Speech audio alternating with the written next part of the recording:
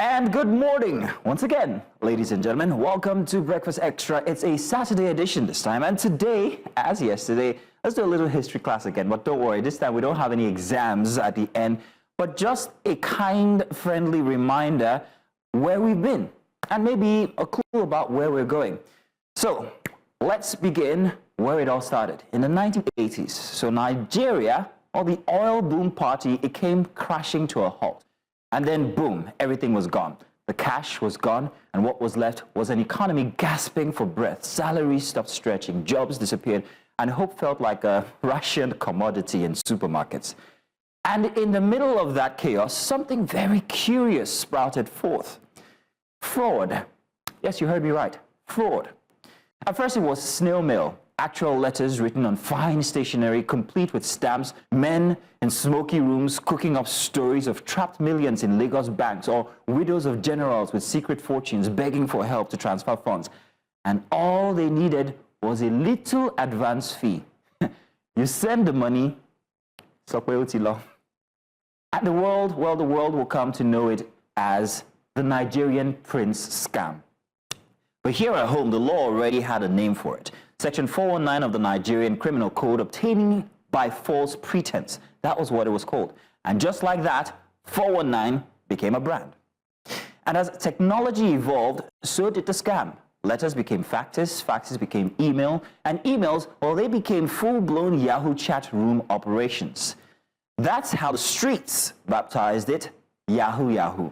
Because many of these boys cut their teeth inside of internet cafes, hammering keyboards on Yahoo Messenger, crafting out pitches that could fool even the sharpest uncle in Atlanta. But let's stop the presses. Ladies and gentlemen, Nigeria has deported 50 Chinese nationals for cybercrime. Yeah, you heard me right. Not Nigerians this time. No, not those uncles in WhatsApp groups promising oil blocks for a token, but this time, actual Chinese scammers or hackers. Now, for once, the fraud headline doesn't have our name on it. So I guess we can clap for it. We can clap for us. Clap, can we? But actually, no, let's not clap, because we actually should be worried. Because if Nigeria is now fertile enough soil to attract and import scammers, then something is deeply off. When your country becomes attractive, not for investment or innovation, but as a playground for global cybercrime, what does that say about governance? What does that say about regulation, about state of the economy? Are we exporting hope and importing fraud? The irony here is sharp, because for decades, Nigerians carried the global stigma of internet fraudsters. They call us 419ers, Yahoo boys. Now the tables are turning, but has anything really changed? Or is the crime simply expanding its nationality list while still thriving on our soil? And that brings me to the kicker here. We laugh at Yahoo boys, we rage when our passports get side-eyed abroad, but let's not forget, the most dangerous scams are not run from internet cafes, not anymore on keyboards in back rooms. They sit in our high-rise government offices. They sign budgets that never trickle down. They vanish billions meant for schools, roads, and hospitals. Those are the scams that cripple nations, those inboxes.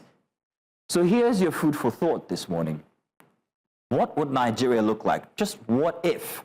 What if the same energy we use to expose Yahoo boys and Chinese hackers was directed at the fraud happening in broad daylight at the highest levels of government? That, ladies and gentlemen, is the real headline I would like to read next week. Let me say once again, welcome to Breakfast Extra. It's a special edition because we have a special host. Let me say good morning to you, Queen Celestine. Thank you very much for joining us on Breakfast Extra. Welcome to the family. Let me just put it that way. Thank you, Masino. Good morning. Yes, indeed. Did you ever get any of those letters from a Nigerian prince? I'm wondering, did you ever? Thankfully, I did not, and I don't want to. Yeah. Well, how gullible do you think you would have been? What's the most gullible you've ever been? I think it will be the first time I moved to Lagos, but that's a personal story. We are going to talk about that story. Why don't you come over, Masino? Let's start this conversation. Right now. Welcome once again to Breakfast Extra.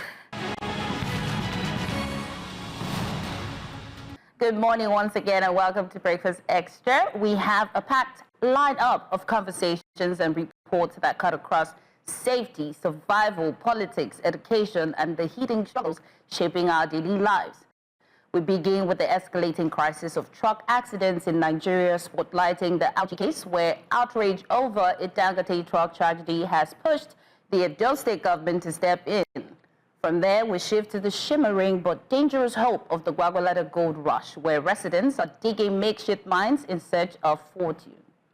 Now, next we turn our lenses to the culture of silence, why victims of abuse often suffer quietly, and how stigma and fear keep them from speaking out. And after that, we return to the education sector, where ASUU is once again threatening a fresh strike. They never stop, accusing the federal government of destroying trust in a long-standing 2009 agreement. On the political front, we'll dive into the PDP crisis as party leaders remain split ahead of 2027, debating whether Jonathan, Obi, or Makinde should fly the party's flag. Very confusing, but we'll talk about it.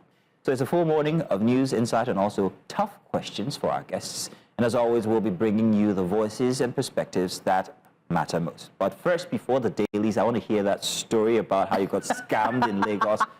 When was your first time in Lagos? Oh my God, I think I moved back maybe 2012, 2013. Now, this is moving back not from the east. This is No, moving back I was born here, but Okay. you know, we traveled a lot, Okay. moving from state to state, and then I moved as an adult, young adult, back to Lagos. All right, so Johnny just come and what happened? We got this call. I don't even know what happened. I got a call, sounded like a friend, and then I think the mistake I did was to mention the friend's name, and And he just ran with it. somehow I found myself at the bank, you know, making transfers. So we've all had those calls, and the target are always older women, people who are very, very, you know, susceptible to, or you know, I don't want to use the word gullible. I want to say they're susceptible to these kinds of scams, Yeah. and they prey on them. So it's very unfortunate. I'm sorry, but I wish I knew you then to say welcome to Lagos. Yeah, I've had my own share. Now let's do the dailies, and I think we're going to be starting with our very first daily for this morning. We're starting with the Tribune newspaper. Hang on a second. No, the Nation newspaper, if I can find that on my tab while we're getting that put on your screens.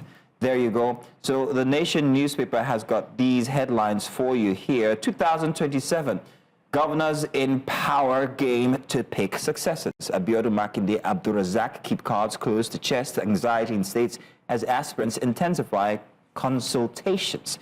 At the top for the Nation, alleged multi-million-dollar fraud. Atiku in-law feign medical emergency. It's our go-to.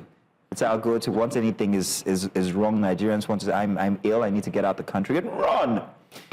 How Dangote escaped multi-billion naira fraud. IGP tells court orders arrest of 5 Asians, freeze 5 accounts to which billions are traced. It's a full page for the Nation this morning. I'm not desperate to become president, says Atiku in 2027.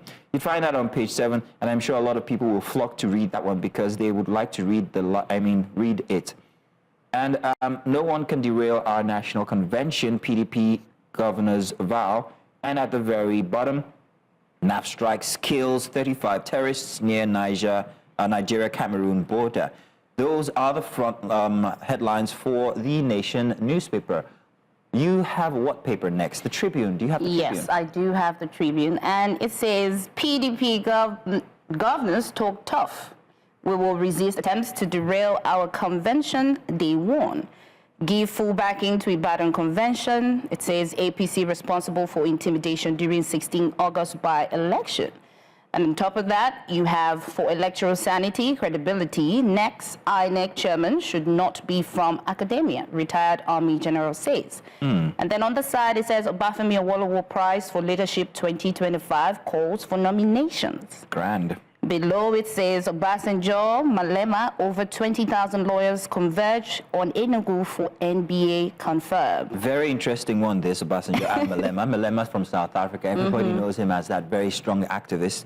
Yeah. So I was wondering what the correlation was, why he was there. But I think when it comes to advocacy, he is actually a very interesting icon in the African setting. So it's granted that he would be in Enugu. Welcome to Nigeria for him and not Lagos. And a delegate commends Tinubu and Ribadu for security agencies. And of course, Atiku says, I'm not desperate to be president. Now, interesting. Let's see what next we have. The Sunday Telegraph is the next front page for you.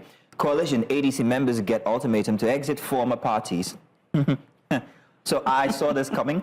Well, let me finish the riders here. Obi El Rufai completing assignment in legacy parties, party spokesman.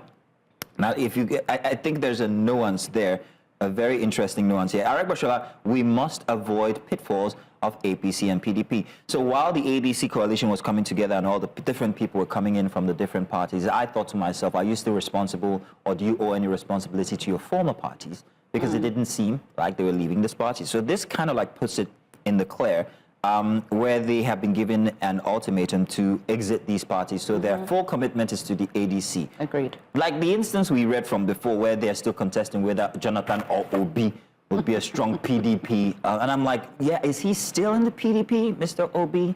That's the question. He's pretty much, anytime you hear the word ADC, you hear You see him Obi. there. You know, so I'm like, what's going on here? But this kind of like, this story would be very, very interesting, and useful to anybody who's had those questions. Now, more headlines for the Sunday Telegraph. 50% tariff hike. Telecom consumers lament poor services. Tell me about it. As network outrage drops calls. Data depletion worsen.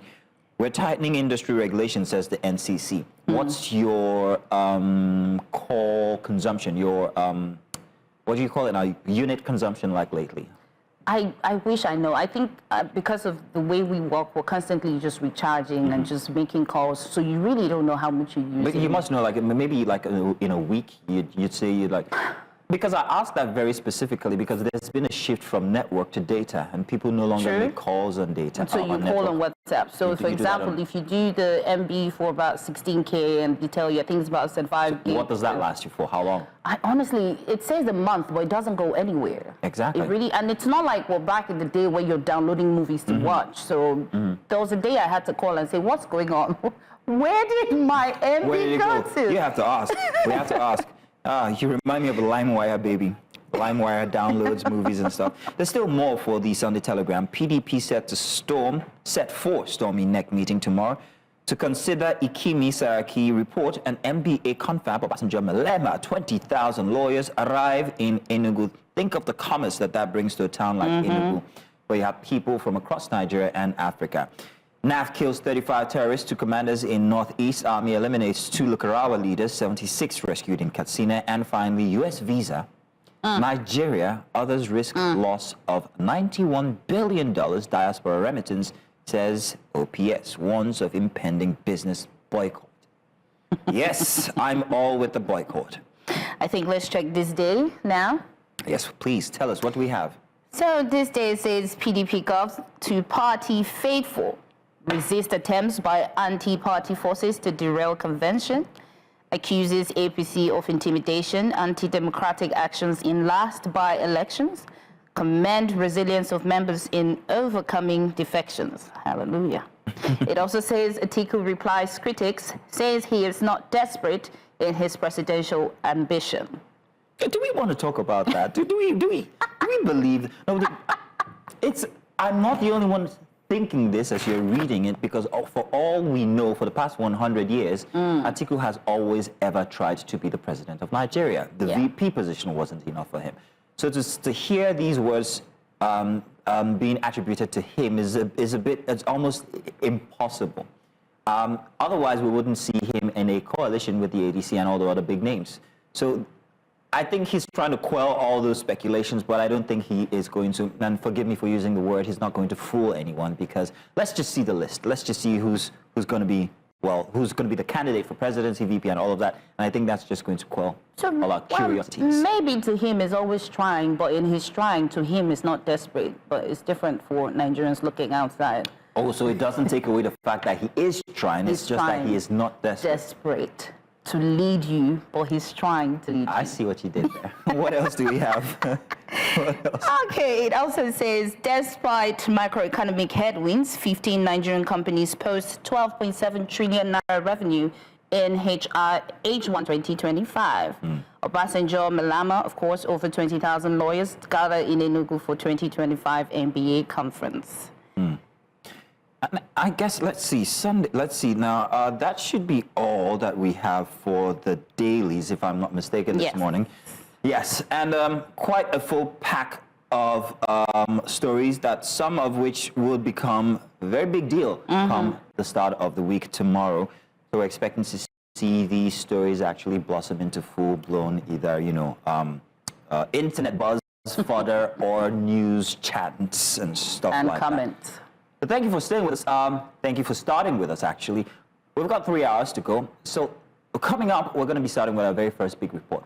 Sure you're going to enjoy this one? Don't go anywhere.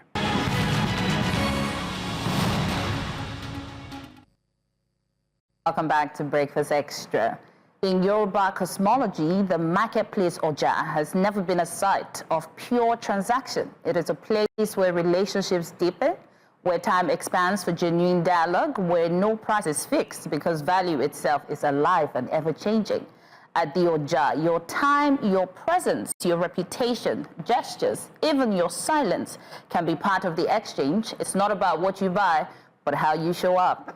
Yes, indeed. It was more than a cultural showcase. The events created space for dialogue, reflection, and also reimagining how communities can shape their future while staying rooted in heritage. I brought people together to explore how art, tradition, and also conversation can inspire positive change in our societies. Now let's take a look here and see what we're talking about. What if wealth wasn't measured by money, but by your story? By your hands, your art, your energy.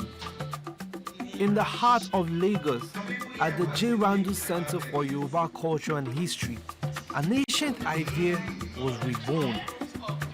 A marketplace unlike any other. One where Ashe, the Yoruba word for divine creative power, became currency. Ashe. They call it Oja Ashe, a market of living energy. Here, nothing has a price, but everything has value. Inspired by Yoruba cosmology and curated by philosopher Dr. Bayo Akomolafe, alongside global contributors Laura Pena Zanata and Geshi Karuri Sebina, Oja Ashe is part experiment, part ritual, part reimagination. A market where meaning is exchanged and not money. In traditional Yoruba thought, the market or Oja is not just a place of buying and selling. It is a sacred space, a living, breathing organism where value moves in ways we can't always measure. At Oja Ashe, presence is wealth, a smile, a drawing, a shared memory. These are gifts, these are offerings. Today was, speaking of Oja Ashe, today was an exquisite exploration of value, right? The story of today was, we often think about value as what is inscribed on paper, money. This is how we think about worth and value. And this is how the economies of the world are shaped, to understand value as what is transactional, what is monetary. What we tried to do here today was to disturb that idea, was to hack into that idea, and to invite us to notice the invisible worlds that exist, invisibilized by the idea that money is the dominant store of value. We wanted to ask people a question like, what is your gift? What does it mean to have value? And why is it that we already have value and already given value in the world? So Oja Ashe is the exploration of Ashe, which is a Yoruba principle, which is not the same thing as Amen, right? Is the idea that there's power around us in the world. We just don't know how to tap into it. That's what we try to do here today, to tap into Ashe as a different notion of value that is not predicated on transactionality. So Oja Ashe is based in an article from Everson Flores, which is a writer from Brazil, that was shared with me by my teacher, Bambuya. And it explains a little bit how it used to work, the dynamics in Yoruba markets before modernity and capitalism and colonialism. And the dynamics were really different because a market was a place for people to create relationships. And also they trade axé, not money, not only goods, but their life forces. So it was also a place where people could offer to think about the community. Because the idea of axé is not something that you should accumulate or keep to yourself. The more axé you have, the more you should share with the community. Everyone who arrived was handed a small bag of beans, symbolic seeds of axé. With each exchange, a story, a blessing, a gesture, a seed was given. This was how value moved. The marketplace was alive. Herbal stores from the Institute of African and Diaspora Studies, live paintings, impromptu music and dance, storytelling, laughter, and networking. It wasn't a performance, it was participation. Oja Axé reminded me that we are not poor. We are powerful. We are full of gifts. It made me rethink the meaning of giving. We give not because we have plenty, but because sharing is how we live. Oja Axé showed me our true economy is made of people, connection, intentions, and not cash. I spend a lot of time working with a lot of young people, and I think we're all scared. We're very scared because we live in a world that is heavy. It's heavy because of war or whatever distractions we're facing in life all the time. And I think to be in a place where we are being invited to understand that we all have gifts, that we have agency, we have things we can bring into our own lives and into the lives of the people around us. A reminder that I think for many of us Africans is something we know deep down, that we have community, but sometimes the community seems distant. And just to have that reminder that we can come together like this, we can organize ourselves. It doesn't have to take a lot of money or any special event. We can decide and we can have the agency to share, to give and to receive. I think this is a beautiful thing, and I think I'm hoping it's something that brings hope back to people. In a world obsessed with profits and price tags, Oja Axé asks us to slow down and remember what truly matters, not what we own, but what we can offer. Not how much we have, but how deeply we give, because our share is abundance, and abundance is meant to be shared.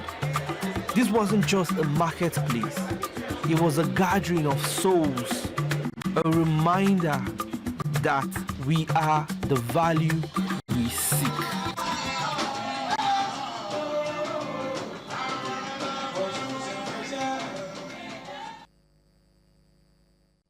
Oja Axé. My Yoruba is terrible, so I'm not going to try and interpret it, but that was a very interesting event there, which we covered some time back, and we thought to bring that to you. Very interesting, the Yoruba culture of trade. What is it?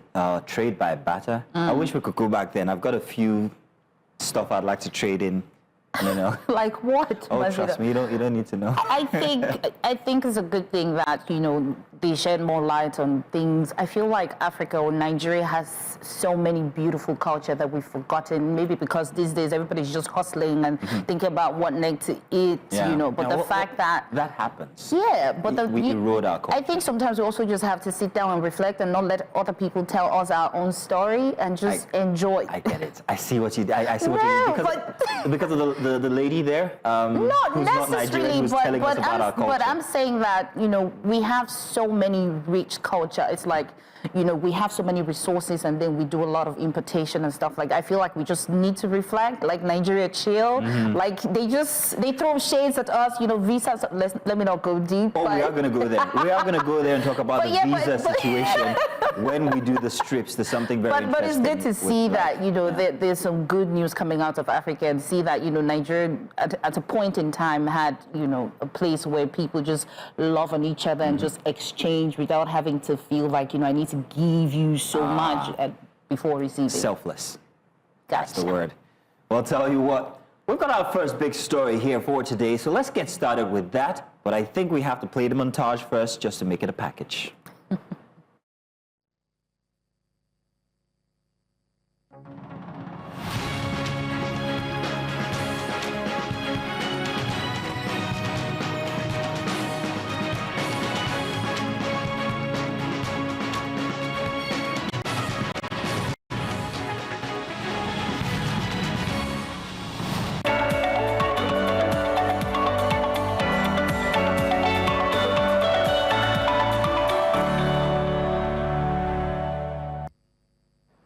So we'll start our first big story. Now, in Abuja, where staff of the National Primary Healthcare Development Agency have taken to the streets over what they described as an illegal encroachment of their land by the Nigerian Air Force. The protest held just outside the Ministry of Defense drew attention to a shimmering dispute that has dragged on for months, they say. The aggrieved workers accused the Air Force of laying claim to plots legitimately allocated to them, raising questions about land administration, accountability, and the growing tension between civil agencies and the military establishment. News Central's Sergey Ibrahim has more in this report. Demonstrators made up of serving and retired staff of the NPHCDA marched to the Ministry of Defense carrying placards with several inscriptions. The protesters say that the property in dispute was allocated to their cooperative in 2006 and later regularized between 2012 and 2013, but efforts to reclaim it have been frustrated by the Nigerian Air Force Investment Limited, the investment arm of the Nigerian Air Force. We went to their office, to NAFOD's office, some weeks back. They told us that it is not their business, that they bought the land from an individual, and the business is for it's between us and the person they bought the land. But we don't know the person. They are the one that knows who they bought the land from. They say despite petitions to several ministries, agencies and the courts, the encroachment has continued, with workers allegedly harassed calling on the intervention of the Minister of Defense. We are here this afternoon to protest to the Minister of Defense to come to our aid, that they should stop NAF holding from further encroaching on our land. We took them to court. Court gave an injunction that they should stop work. They didn't stop work, they continue with the work. Now they have encroached into phase one, which we are calling on the Minister of Defense. He should come into this issue and talk to his staff. 2 court orders were on them. They refused to respect the court order and they continue to build on that phase 2 till when they finish building on phase 2. When they finish building on that, and they notice that court is on break again, they moved to phase 1 and they broke our fence. A representative of the Ministry of Defense, while responding to the protesters, pledged that their grievances would be given due consideration. When contacted for comments on the allegations, the Nigerian Air Force spokesperson, Air Commodore Ehimen Ejodame, in a text message refuted the claims, saying the property in question was not seized by the Air Force and that efforts are underway to resolve the dispute. The land tussle now hinges on official intervention to prevent further escalation. In Abuja for News Central, Sergey Ibrahim. Joining us now to shed more light on this matter is Fatima Danfulani, Secretary of the NPHCDA Cooperative Land Implementation Committee.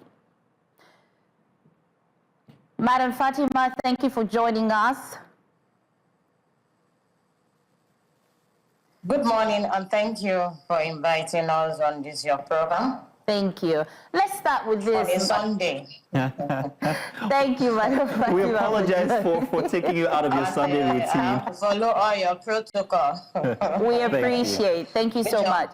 Let's start with this, Madam Fatima. How long has this land dispute been going on? Because I'm sure that a lot of people are not, sure exactly. So can you tell us how long this dispute has been going on and how did it begin? 2023. On the 30th, when the management felt that the other management were, you remember in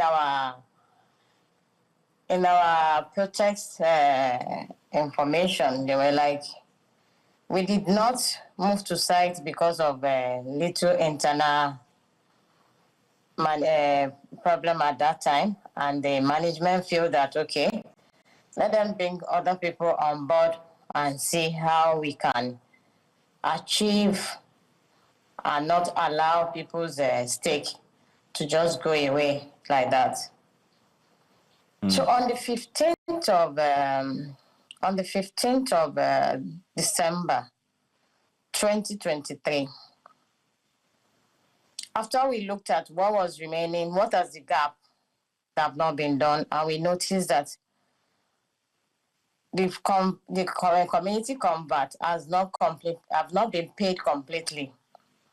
So before the 15th of December 2023, we met with the community leaders of Olomi, where the land is situated.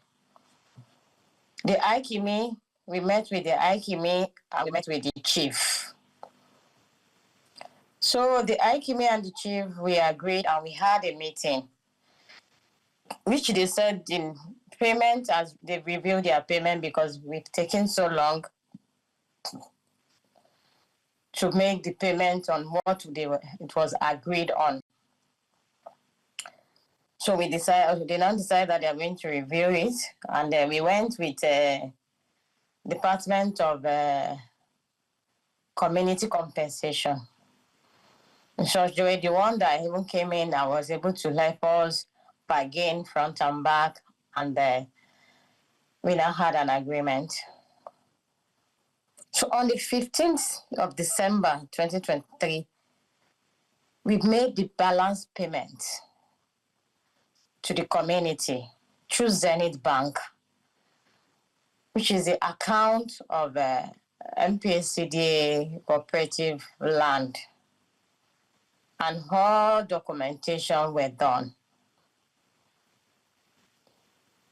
with the FCDA Department of Community Combat. And all documents, we have all the documents. So after this, we decided, okay, we mobilized the engineers and said they should move to site and start fencing the whole estate. And by the time they got there, they have worked for days. So on the 28th of December 2023, we got a call that NAV Holdings, RSM, came and arrested the staff that were working on site. What could have been the problem? I asked the engineer, let me talk to them. Immediately the engineer was there trying to let me talk to them. He said he's trying to give a phone to a woman to speak with them. And they added more maltreatment to them. They made those guys to work for them on their own site as part of punishment. From the time they arrest them to around 5. By 5, they took them to SAS office in Guzape. So when they got to SAS office, they called us. I said, okay, let's get somebody to come and secure you people's bail because it was already 6:37. Their bail was secured, and they told them that, okay, the team will be coming on Monday, because I think that 28th was on Friday.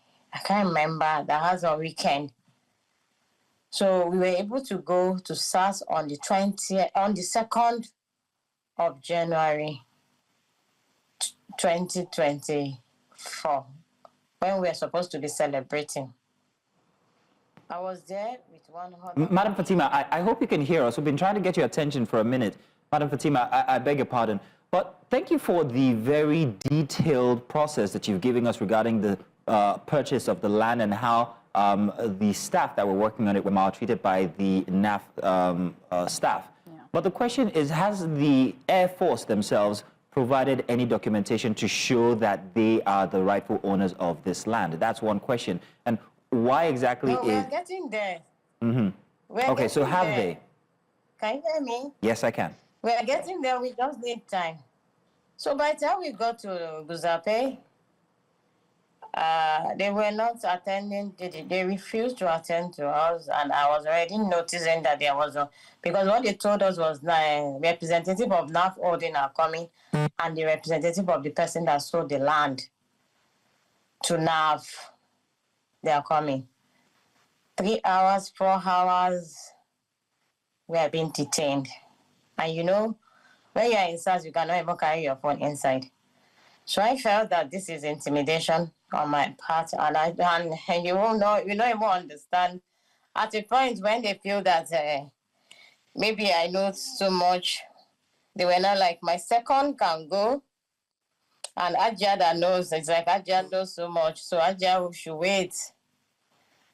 And we give them this. I said, but we came together. We left the office at the same time. We came here together, and we are living together. What you people supposed to know is that they did not arrest any of us. There was no any criminal case against any of us. We are normal citizens. And they said I have to write a statement for them.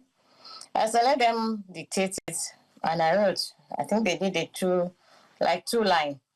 So when we got back, we felt that this is not a joke.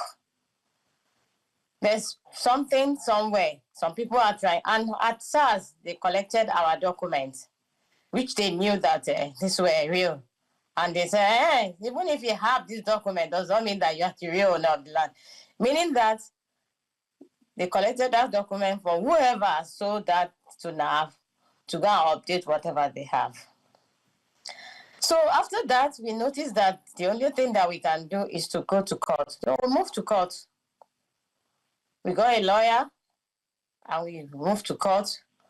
And all documents, their documents and our documents were taken to court as part of evidence. And the first injunction was given. When they got the first injunction, they refused to stop work. They added more workers on that site, and they refused MPCDA subscriber or workers to enter the site. They went back to court, and second injunction was given. The same thing happened till when Honorable Minister of Health and Social Welfare intervened and wrote to Minister of FCT. And from Minister of FCT was ministered to Development Control. And Development Control tried to organize meeting between the two parties. But the dates they put is either none of theirs. Madam Fatima, apologies again. Apologies again, Madam Fatima, but we have a very small time to discuss this, to have this conversation. But Queen here has a question for you. Yes, Madam Fatima, thank you for taking out your time, first of, to join us. My question now would be, what has been the impact of this dispute? You know, because I believe that it's really going to be a long story, but what is the impact on the dispute for your staff morale and now the trust in government's ability to safeguard workers' welfare? Seriously, it has been a terrible thing. The first time when this dispute started and they removed our workers on site, MPSC, they lost over 100 million naira because they've already put material on site, which all those material were later stolen. And you also mentioned that the land was purchased. We were trying to go back. Mm-hmm. You said? You also mentioned that the land was purchased by your agency. Now, who exactly was it purchased from? Our land was not purchased. Okay. It was Please allocation. clarify. All right. We had allocation, and after the allocation was 2006, and regularization was 2011 to 2013. So we did not purchase the land. It was allocation through mass housing. These documents tally with anything that the Air Force, the Nigerian Air Force, might have brought in court. What does their document say regarding the ownership of the land? And if you can put a timing to it, a timeline. The documents were not given to us. Everybody's document was taken to court. Okay. Okay. Everybody's documents were taken to court. It was from the court that analyzed both documents and gave injunction. Okay.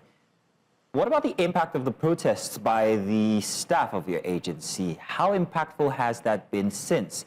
Has there been any regard given to the demands that you have made during the protest? We're still waiting. We're still waiting. And we will not relent. Because as of yesterday, because we don't want what happened the first time to happen again. Mm-hmm. People's hard-earned money are on site. Okay.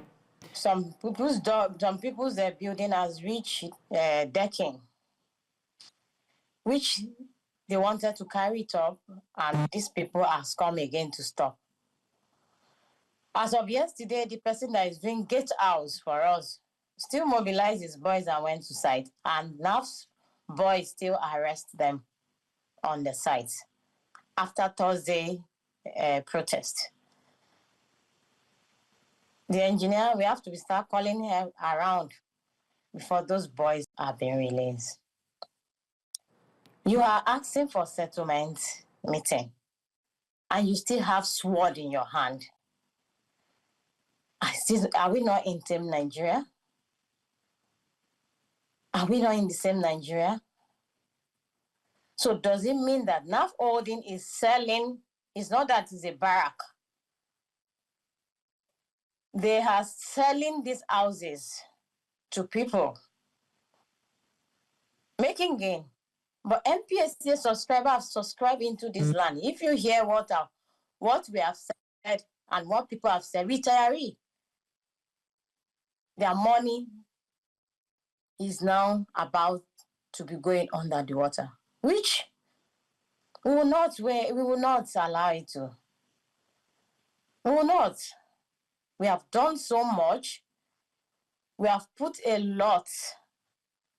13.5 hectares has already been taken, which is in court. Now you are moving to phase 1 with two injunctions.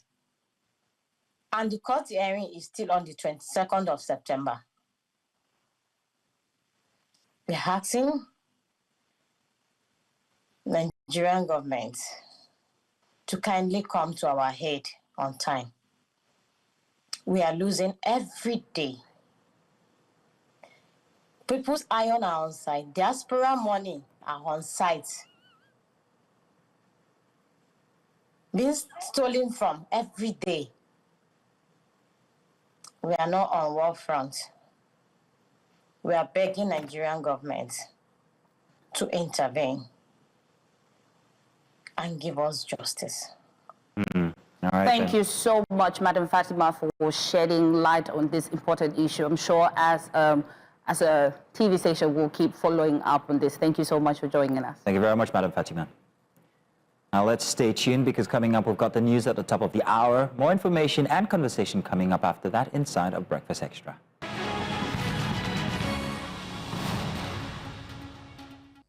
Welcome to the headlines. My name is Queen Celestine.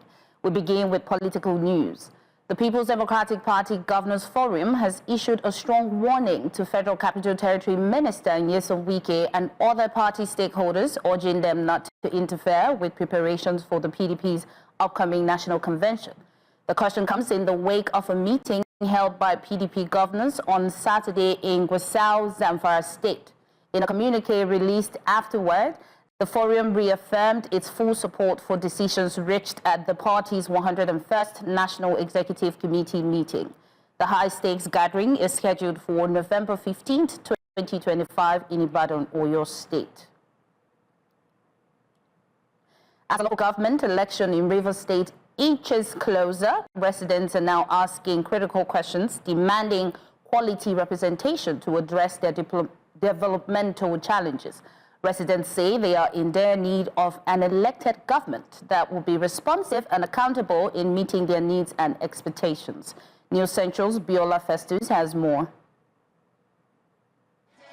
Candidates in the August 30 local government election in Rivers State say they are prepared, relying on their popularity and trajectory to drive victory. We are going to win the 19 councillorship seat of Kano local government area.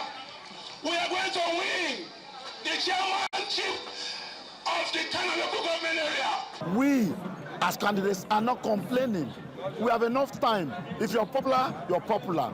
Your record of service is not prepared when elections are around.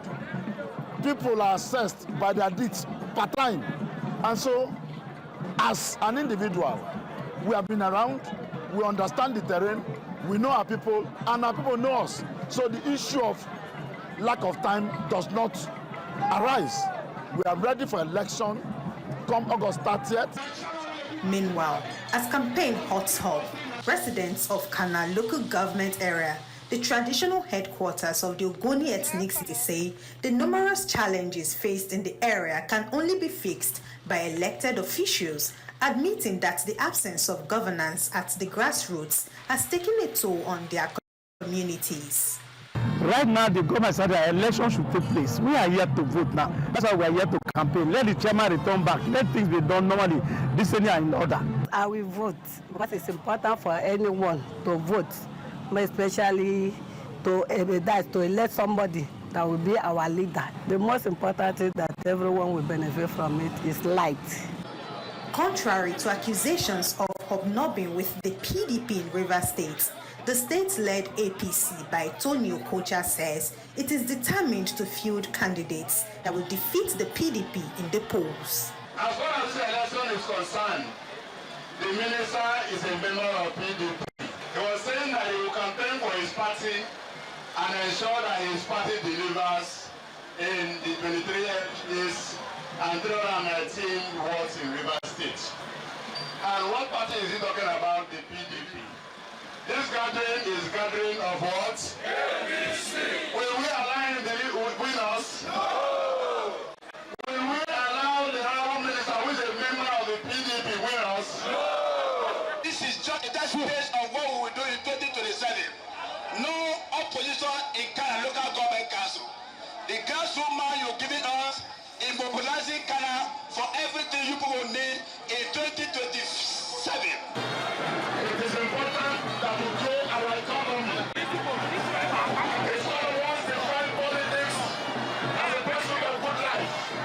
It is therefore our responsibility to translate economic ideas into reality. However, the Inter-Party Advisory Council says the conduct of the fast-approaching council elections in Rivers State under a state of emergency would amount to a mockery of Nigeria's constitutional democracy. In Rivers, for News Central, Biola Festus.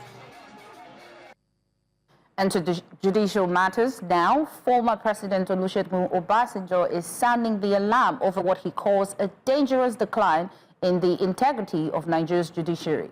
In his latest book, Obasanjo delivered a scathing critique describing the nation's courts as courts of corruption rather than courts of justice. He alleged that judicial officials have increasingly accepted bribes and political favors in exchange for biased rulings. Even more damning, Obasanjo claimed that former President Muhammadu Buhari colluded with members of the judiciary to manipulate election outcomes, warning that such actions are turning justice into a commodity and putting the country's stability at risk. And to security matters, former Chief of Army Staff and ex-Nigerian ambassador to the Republic of Benin, Lieutenant General Tukur Buratai, has called on President Bola Tinubu to declare insecurity in Nigeria a national emergency. Buratai warned that without a long-term strategy, insurgency and banditry could persist longer than expected. His call follows recent deadly attacks, including a mosque massacre in Katsina State and at least 50 killed, and raids in Plateau State, leaving about 15 dead. And now to Anambra State, where a disturbing incident has triggered national outrage. A viral video showing a female corps member being assaulted by individuals identified as members of a local vigilante group has drawn condemnation from across the country.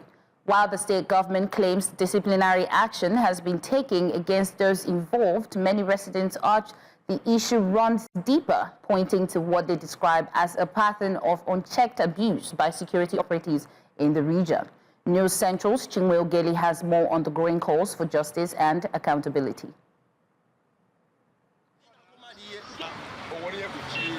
Just like these men have said, the impression of the masses about the local vigilante group is that they act out of order.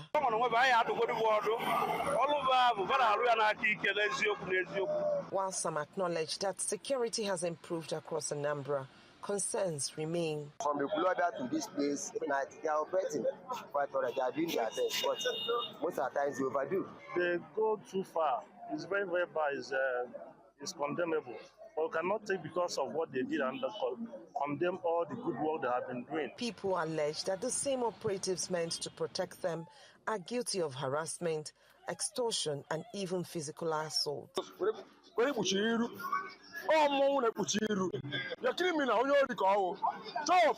Gabriel Abiyi, who works at a motor park in Amobia, says he was recently a victim.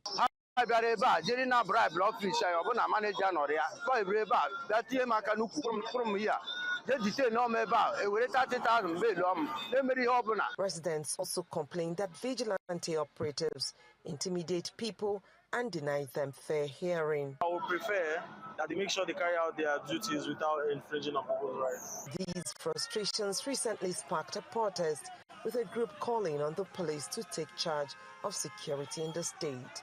The same security outfits have turned themselves into all manner of criminal gangs.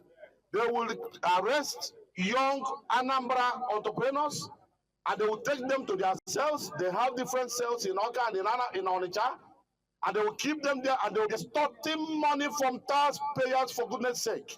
We only ask for Anambra to be great again, and we beg the government, and we know police is our friend. At the police command headquarters in Amobia, Deputy Commissioner of Police for Operations Ibrahim Ezekiel explains that the force only works alongside the vigilante for more effective policing.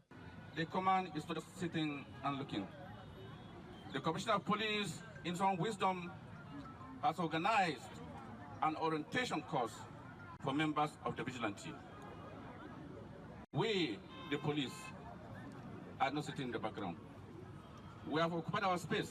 The Anambra Commissioner for Information Law Mefo says government has set up measures to rein in the vigilante outfit, warning that misconduct will not be tolerated.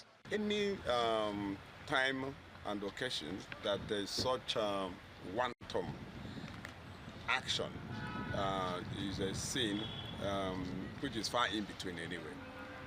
The committee processes such persons and imposes appropriate punishment. And this ranges from a suspension to dismissal. The people are also scared that the local vigilante operatives are beginning to exhibit excessive power. Anambra State government is expected to act soon in order to salvage the situation. In Amobia, for News Central, Chinwe Ogeli. Many civilians have fled central Mali following a jihadist attack on a military camp earlier this week. Local and military sources on Saturday confirmed the soldiers evacuated the military installation after the assault, and the jihadists now control the town, even holding Friday prayers there. The attack was claimed by Jamaat Nusrat al-Islam, an Al-Qaeda-linked group, which reportedly killed 21 soldiers, captured 2, and seized military vehicles and weapons.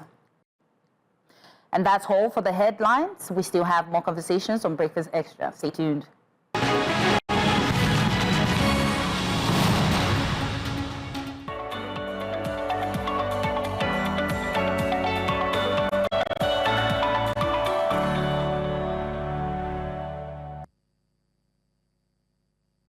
Welcome back. It's time for another big story here on Breakfast Extra. It's our second hour, and we want to talk about the case of abuse.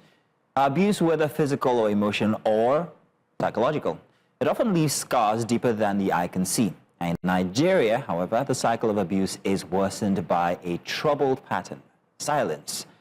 Victims who should be supported are instead shamed, threatened, or even ignored, while offenders find refuge in gender stereotypes, cultural excuses, or the shield of fame. Now, too often, those who cry out are dismissed. Many more never speak at all, fearing stigma, or maybe even belief or disbelief, rather, or retaliation. Now, that silence is not just an absence of words, it's a silence that empowers abusers and leaves victims strapped in trauma. So this morning, we are examining why so many victims of abuse choose to remain quiet and what can change if more voices rise against it. News Central's correspondent Chinwe Ogele brings us this report regarding this culture.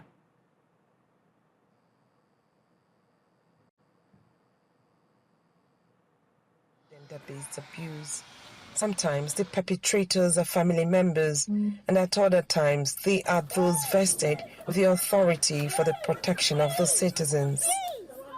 According to Abia State statistics from the Ministry of Women Affairs on gender-based violence recorded in 2024, by the first quarter of that year, a total of 53 cases was recorded, and by the last quarter of the year, it rose to 105. Yet available records also show that by the first quarter of 2025, the ministry handled 99 cases. Those who fall victims of these cases of abuse hardly ever report to the appropriate authorities for actions to be taken. If they want to preserve their family values, please, I don't want the next person to hear it. Keep it to yourself, or handle it. And handling it, the woman or the man may lose his or her life. One was ran away from woman because the wife was also beating him up. So to avoid people hearing that he ran away, he could only confide in some persons to tell them this is happening. Again, we talk about the culture. This is domestic violence. Many women are dying in silence, which is very wrong.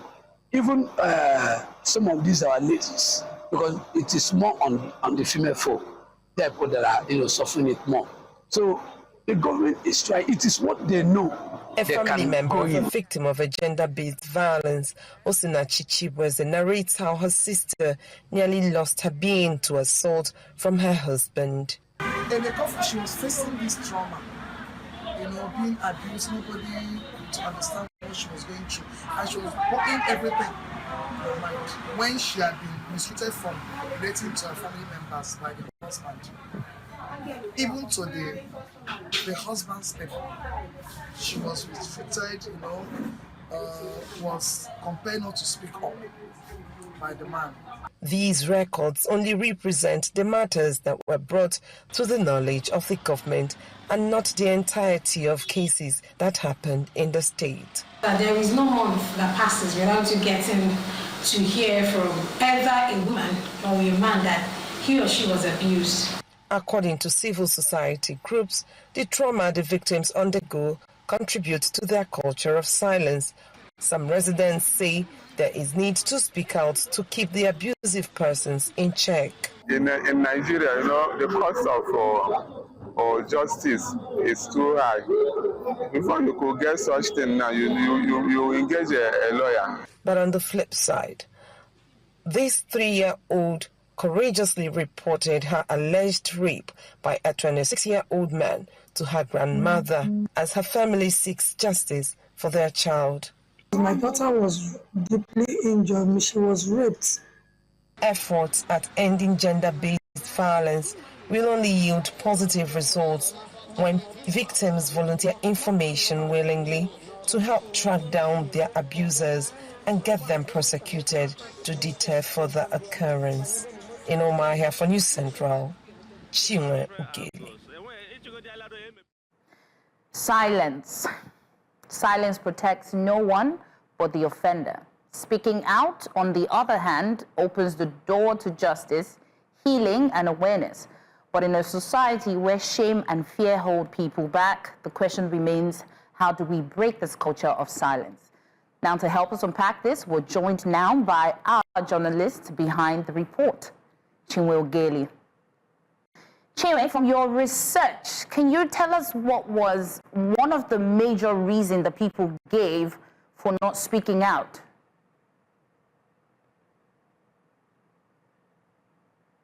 The major reason people gave was culture.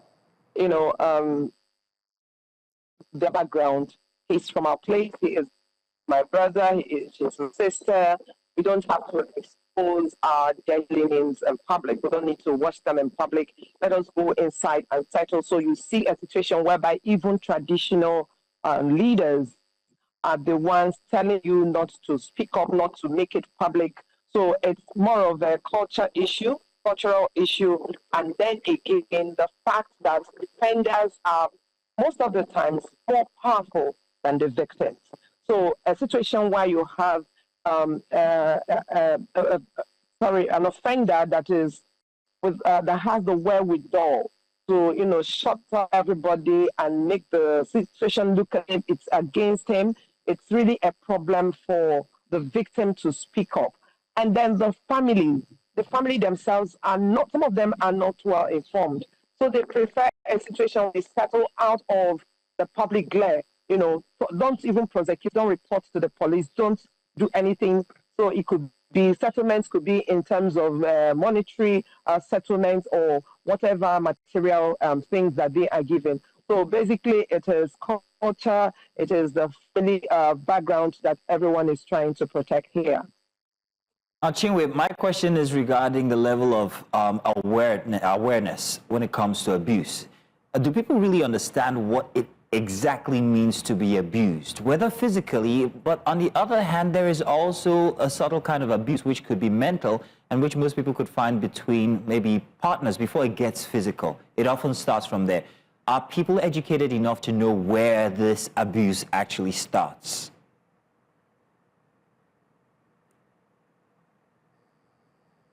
If you talk about education of the people, to enlighten them on abuse or abusers or how to identify it, I think it will have to start not just from the family, from the cradle when they are in school. So every child understands what it means, what sort of a touch will result to an abuse, or how somebody will talk to you and it becomes an abuse. So it has to start not just from the family, from the schools. The curriculum or the curricula need to change. What we use in schools and when we teach security education, when children are taught security education, I think these other aspects need to be included into security education. So you understand not just how to identify abuse, how to also speak out, the appropriate quarters to report to, and how to also defend yourself. So the government is trying to educate the adults, but then they are not reaching out. There are people who do not have access to television. There are people who do not have access to telephones. So how do you educate such people who are in the hinterlands, who are in those remote communities? This is where government comes in. They need to do a lot in order to send these, because the 3-year-old child in that report was allegedly raped in her community, far away Arochukwu. So if the mother is not maybe writing somehow to an extent, maybe he would have also kept his grandmother towards the mother who was not living with them. That was why they are able to. So if the government takes this more seriously and not just to do just the oral education that they do, take the education of the citizens seriously, I think a lot of people will begin to know and understand the impact of abuse and why they should keep away from it and why they should allow people to speak out. Mothers should not be the ones to encourage their daughters not to talk about an abuse that has been perpetrated on them, or their sons, because he is a boy, he is not expected to exhibit actions or emotions like that. So it's a whole lot. There has to be an encompassing education that should involve everyone, the parents, the children, the people, the general public. Everybody needs to be on board for us to understand. And then our legal system also needs to be strengthened, because a lot of technicalities are used to dismiss some of these cases when they go there. So it discourages people even when they want to speak out. I hear your call out to the government to do something when it comes to sensitizing people regarding what abuse really is. But don't you think that this is going to be a very big challenge, because it seems to be rooted very, very well into our culture, especially there in the East, where you have a very patriarchal, I beg your pardon, kind of system. So what challenges do you see when it comes to culture now? Because it would seem you'd have to change or recondition a lot of cultural mindsets to be able to achieve this situation we're asking for. What's your take? Okay, you know, I believe somebody some time ago said that government is spirit. If government wants to achieve something, they will achieve it. Because even the cultural system we talk about, all of them are under the government. So if the government decides that we will no longer tolerate this, this is how things should be done. And then you start from the traditional rulers in the communities themselves and tell them that if there are cases of abuse in their communities and they cover them up, that so and so will happen to them. If you begin to mete out sanctions to people who try to muzzle those who want to speak out, you see even the cases of abuse will reduce, be it husband abusing the wife or wife abusing the husband. Because what people fail to understand is that a lot of men are being abused in their homes, but the men dare not speak out. And then the same culture will be the ones to say, you want to talk and tell the world that your wife is attacking you, you know, they laugh at you and make mockery of you. So if government wants to do something about this, I don't think they are going to face so much challenge. The challenge would be the initial rejection and protest, but then if government insists and stays on it, it will surely yield positive results. When you mentioned earlier about, you know, the people you met talking about, oh, it was my brother who did it, my uncle who did it, so there's this sense of shame. So do you think that the law enforcement and the justice system factor in this? Do you think that the victims can trust them enough to go and say, oh, I am being abused? So what's your take on that? Okay, I'll tell you something. I spoke with a CSO person who also told me that even the security operatives are not making the matter easier for the abused, the victims. Because when you go to report and they take them to the police station, the questions the police, what did you go there to do? Why were you there? What did you wear when you went there? Why would you do this kind of a thing? So that is very discouraging. So we will also have to educate even the security operators themselves, because they are the ones encouraging, because you have the victim, you have the offender or alleged offender with you, and then you insist on attacking the victim and not even asking commensurate questions to the offender or alleged offender themselves. So the security operatives also contribute to making these people who fall victim of any form of abuse not, want to go and report, because that is the first place naturally you go and report. The cases that get attention most of the times and get real justice are the ones government show attention in. The ones government pay attention in would definitely get positive attention by all the people who are involved. That is why I say that if government wants to achieve this thing, they will. It will have to be a holistic approach. It shouldn't be a selective kind of thing where there are people who can have access to the government and then report whatever cases they have. And those who cannot will just be allowed to wallow in their trauma. So what about the men who are abused? What comfort system do they have? What about the children who are abused? Are there any apparatus put in place to help them psychologically? Do they have professional help after these kinds of abuse? I'm very concerned about men and children.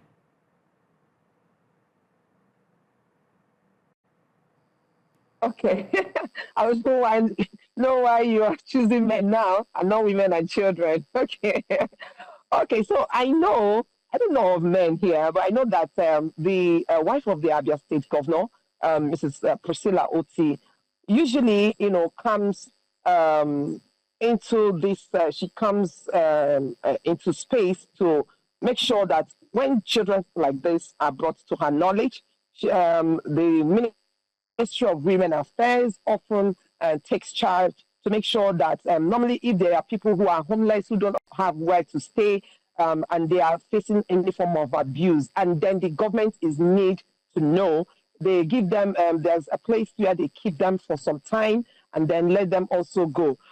But then that is not even enough. Because when you go to that Ministry of Women Affairs, it's just that a whole lot of them, people who come with complaints, do not want to be on camera. They do not want to talk. If not, on a daily, go to Ministry of Women Affairs. They come in hundreds to report one form of abuse or the other. But they are not mostly men, but the men are also abused. I do not know if there's any comfort system that has been arranged for the men, but I know for children and for women. But then everybody's saying that it has to be a holistic approach, because even the gender-based violence, the VAP law that we have in existence in the state protects everyone.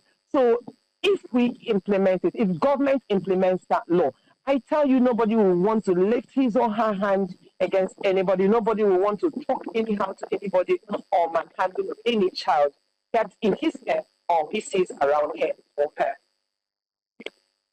Well, Chin, we want to say thank you very much for bringing us that report first up, and also joining us this morning to have this very important conversation regarding abuse and the culture of silence. Final take, what should anyone do once they know they're being abused, whether male, female, and especially children? What must they do? Where do they go, Chinwe? The first thing they do is that if you're a child, the child should report to the parents. Parents should be open to listening to their children. Most parents are not. So report to your parents. If you're not living with your parents, report to any adult that lives around you. After that, the adults should go to the welfare offices in the state. Whether men or women, they can report to the welfare offices. We have the Ministry of Women Affairs there. They should report that those complaints will be taken up by the government once that happens. I suggest that you don't go straight to the police, because the police somehow, when you report to them first, they mess up. Okay, so when you go through this process, it helps make the matter, get the required attention and justice. Thank you so much, Chinwe, for joining us. Thank you very much, Chinwe. Appreciate it. And we've got more coming your way inside of Breakfast Extra, so do stay tuned. More conversation. We're at the halfway mark now, so at least we've got a quarter to go this weekend. We'll be back.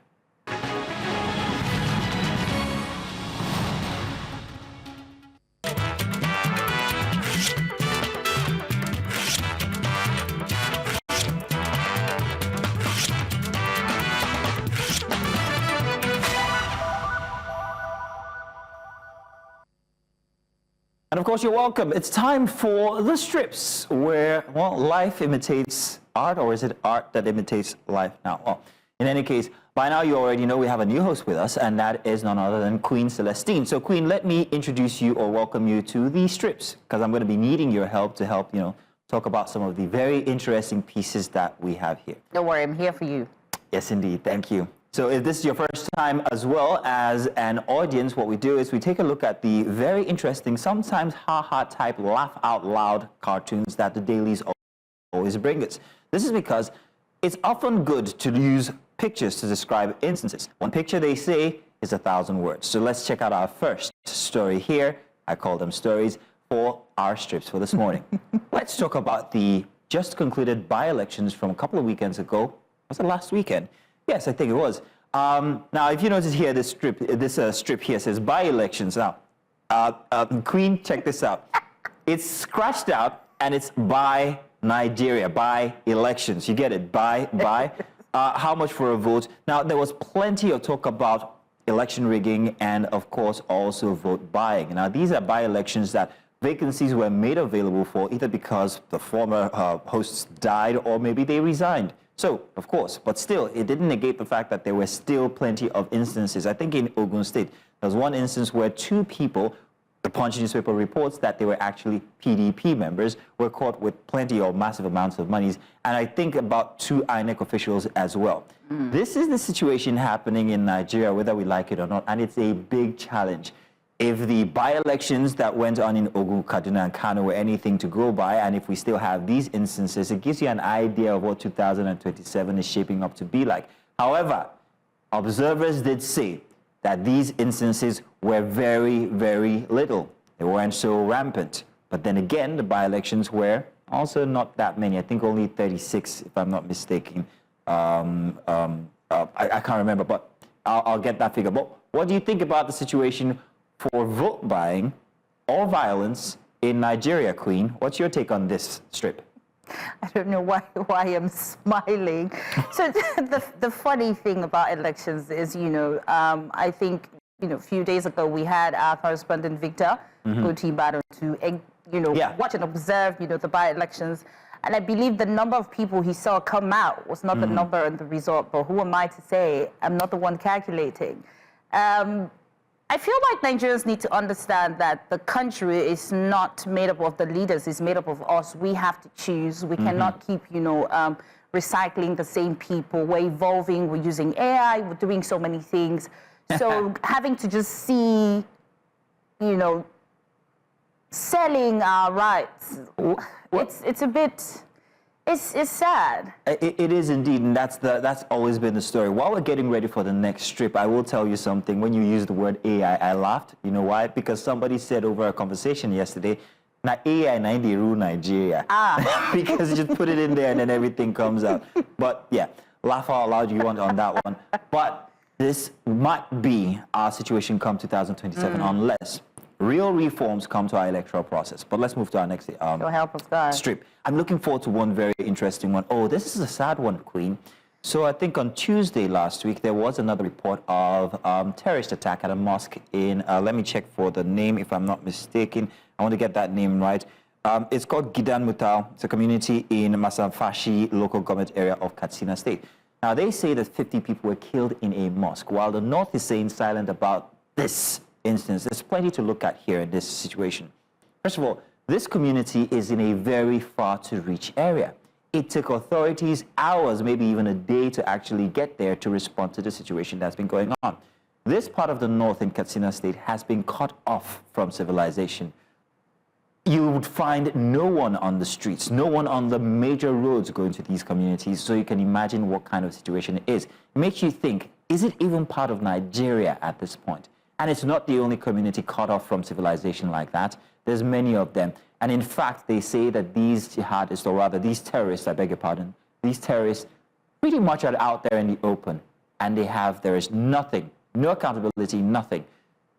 It's a very sad one. 50 people lost their lives. But locals say, no, it's more than just 50 people. Because after the attack at the mosque, they found out that more people were missing.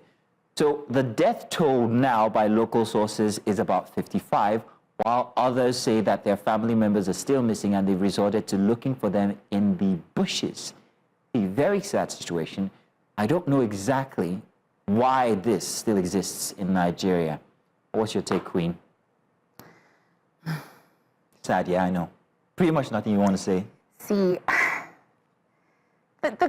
sometimes when you hear the stories, you just ask yourself, is this really happening in the same Nigeria where we are? Like, this is Nigeria. It is so unfair, it's not, whether it's the mosque, the church, it's so unfair to, human beings. You just go and kill them in their sleep, you burn them down. They're already struggling with life, so just having to sleep with your two eyes open, not knowing when people will attack. So if we need to recruit more security officials, then we should.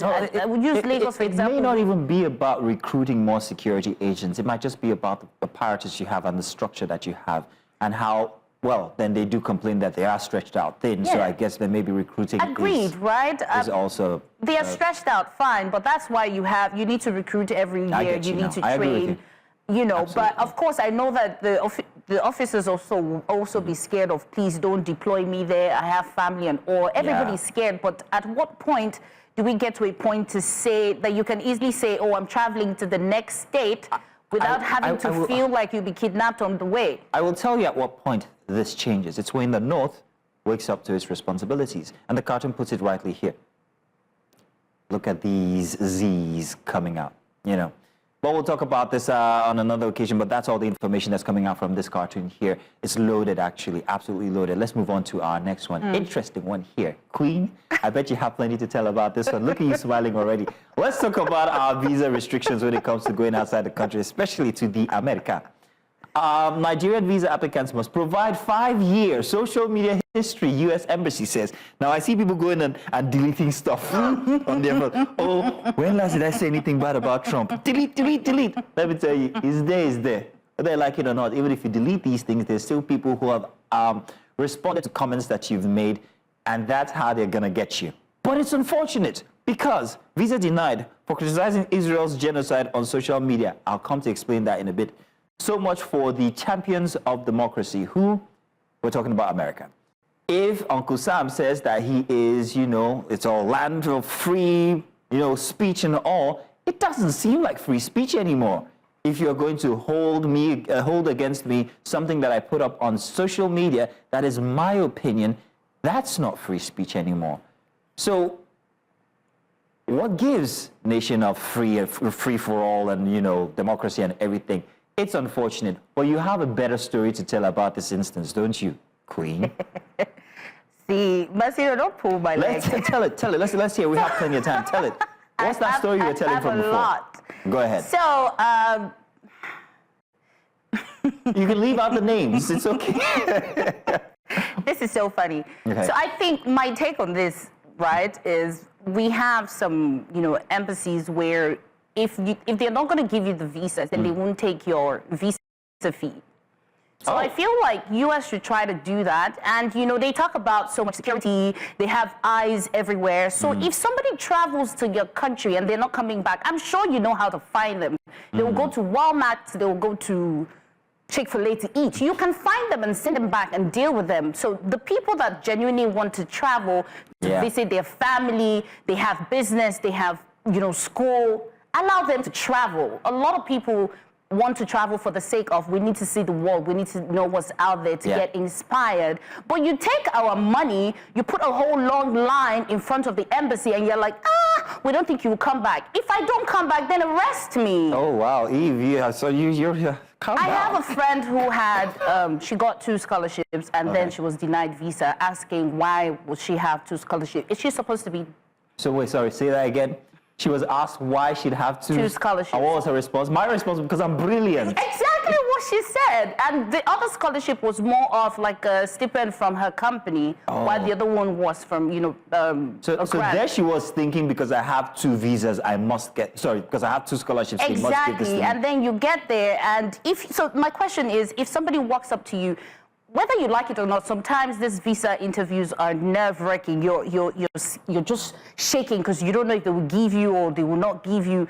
If you're not sure about the things the person, ask more questions. Yeah. Some people are just scared of the refusal. People save money to want to travel. I missed my cousin's wedding. I've gone to America a couple of times, but I wasn't given visa. Why? They don't think I will come back. What? I don't understand. All right. Okay. Calm down now. I see you. I see your objection in it. So, come on. But I wanted to talk about this from earlier, yeah? Visa denied for criticizing Israel's genocide on social media. So most people think that when you talk or criticize the American government, this is what they're looking out for. But the truth is, it goes beyond that, because if you criticize or if you criticize any of their allies as well, then you're in trouble. So it's not just about what you say about Trump, it's what your views are on Israel, it's what your views are on Palestine, it's what your views are on Russia. So it's an entire maze of you controlling your own speech when it comes to international matters. And that there is a big problem, especially for us in Africa, because we seem to always be desperate to get to these other Western countries. And I say, you know what? Africa is bigger and better than these countries you're trying to get to. Just plant your feet here, honestly. But let's move on to our next strip for this morning here. I think we have quite a number of them this morning. And of course, yes, bring it back to Nigeria. Let's talk 2027, how we're going to get there. The economy is doing not too badly. Well, at least it's healing. Very slow, but there are measures showing and indicating that we're getting where we want to go. Inflation coming down, cost of living coming down, cost of food coming down. If he continues like this, that's Tinubu, maybe they will vote him back again. let's note the tribe of the person there. Let's come to this side. Now, this cartoon depicts a Yoruba person having a conversation with someone from the north over a, game of draft. And he says, that's if tribalism also comes down. It's very important to note the tribes here, and that's why I'm bringing your attention to it. Because whether you like it or not, in Nigeria, no matter how good you perform as a leader, you can pass all the hurdles, you can do everything right and everything, there is always that factor of tribalism that plays in when it comes to elections. So if you like, Tinubu can do all he wants. He will still have to contend with the matter of tribalism being raised here by this northerner. Whether we like it or not, see it however you want to see it as tribalist or whatever, there is always that factor. So it's not just about your performance, it's also your tribe, your ethnicity, where you come from. Even religion is also a part of that. Do you have any take on this one now?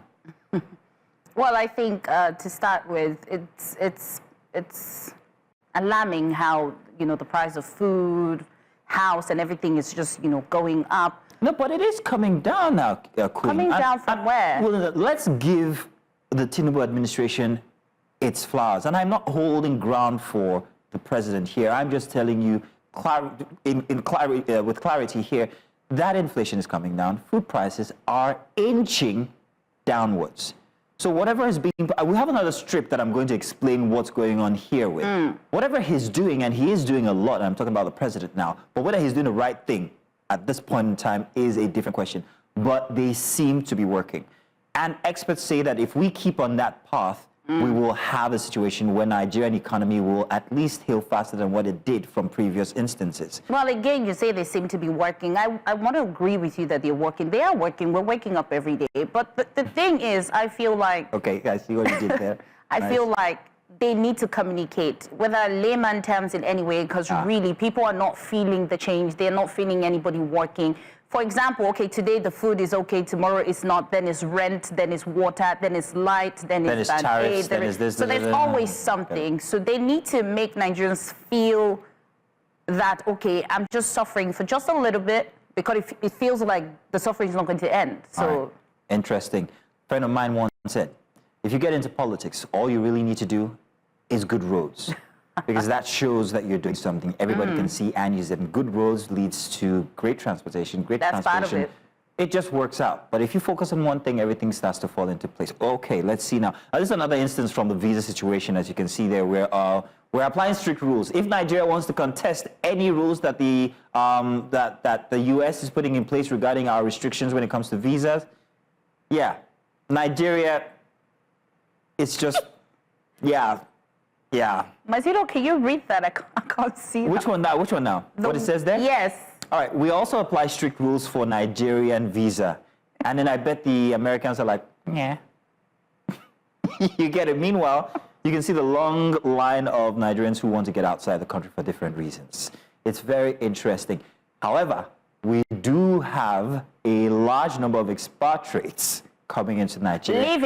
They're coming, they're good. That's the point. They come and they go, but they have, the restrictions are very, very No, not when leaving. it comes They to are expatriates. they live here.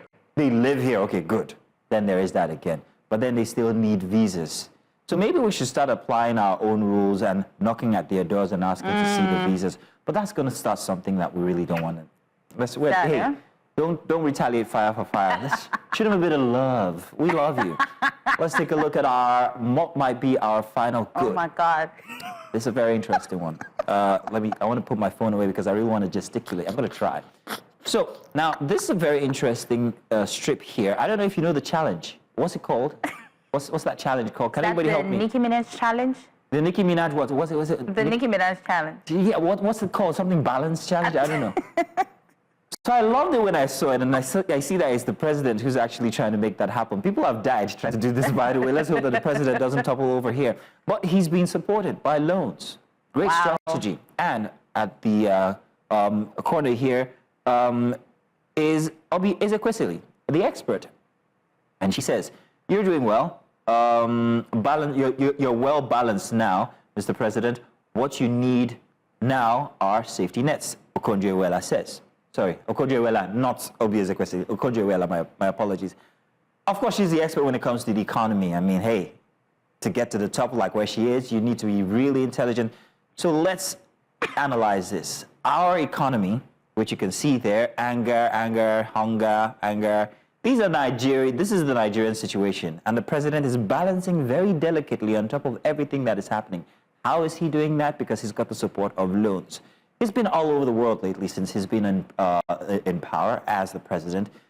Lately, only just to Japan, if I'm not mistaken, there was somewhere else. Oh, United Arab Emirates. And he's looking for support.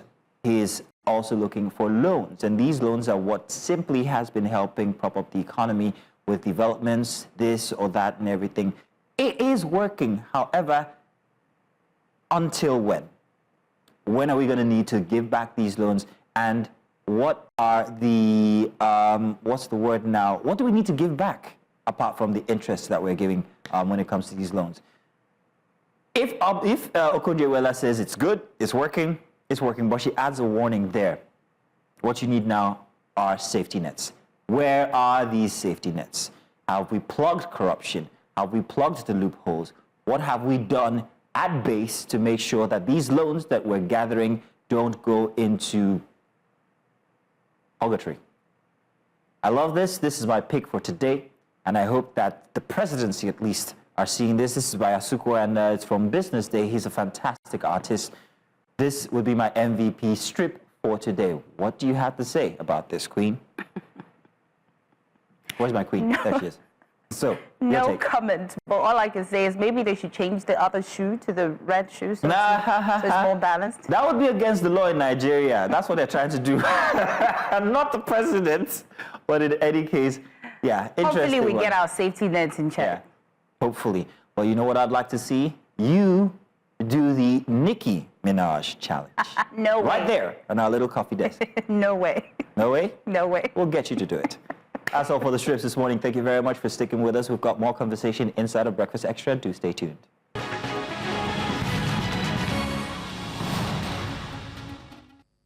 Welcome back to Breakfast Extra. My name is Queen Celestine, and these are the headlines. The People's Democratic Party Governors Forum has issued a strong warning to Federal Capital Territory Minister Nyesom Wike and other party stakeholders, urging them not to interfere with preparations for the PDP's upcoming national convention. The caution comes in the wake of a meeting held by PDP governors on Saturday in Gusau, Zamfara State. In a communique released afterward, the forum reaffirmed its full support for decisions reached at the party's 101st National Executive Committee meeting. The high-stakes gathering is scheduled for November 15, 2025 in Ibadan, Oyo State. In the meantime, governors under the People's Democratic Party have accused the federal government of intimidation and anti-democratic practices during the August 9 by-elections. The polls held to fill vacant Senate and House seats were reportedly marked by vote buying, violence, and low turnout. The PDP governors alleged that opposition candidates were deliberately targeted, but the presidency dismissed the claims as baseless. And to judicial matters now, former President Olusegun Obasanjo is sounding the alarm over what he calls a dangerous decline in the integrity of Nigeria's judiciary. In his latest book, Obasanjo delivered a scathing critique describing the nation's courts as courts of corruption rather than courts of justice. He alleged that judicial officers have increasingly accepted bribes and political favors in exchange for biased rulings. Even more damning, Obasanjo claimed that former President Muhammadu Buhari colluded with members of the judiciary to manipulate election outcomes, warning that such actions are turning justice into a commodity and putting the country's stability to risk. And to security matters, former Chief of Army Staff and ex-Nigerian ambassador to the Republic of Benin, Lieutenant General Tukur Buratai, has called on President Bola Tinubu to declare insecurity in Nigeria a national emergency. Buratai warned that without a long-term strategy, insurgency and banditry could persist longer than expected. His call follows recent deadly attacks, including a mosque massacre in Katsina State and at least 50 killed, and raids in Plateau State, leaving about 15 dead. And whilst in Nigeria's Air Force said it killed at least 35 Islamic fighters in airstrikes near the Cameroon border on Saturday, following intelligence that the group was planning an attack on ground troops. The strikes targeted 4 assembly points based on intelligence that the fighters were planning an attack on the ground troops. The area has now been secured, according to the military, with communication restored to troops in the region. The operation is part of an intensified campaign in Nigeria's northeast, where in the past 8 months, the military has reported killing 592 armed militia members, surpassing last year's operational gains.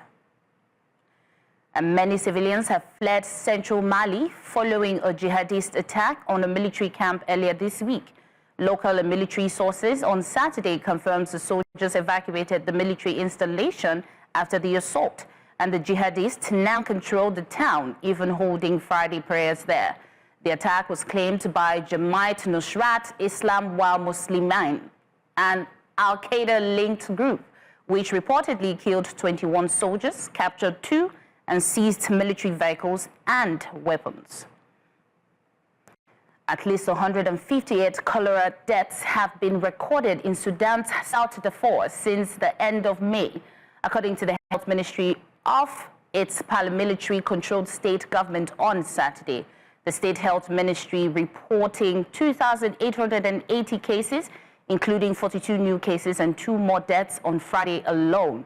The outbreak worsens amid ongoing conflict between the regular army and the paramilitary rapid support forces, which controls much of Darfur and blocks access to vital humanitarian aid. The city of El Fasher remains under RSF siege, trapping civilians in dire conditions. And that's all at the headline. Let's go on a quick break, and we'll be back for more conversations.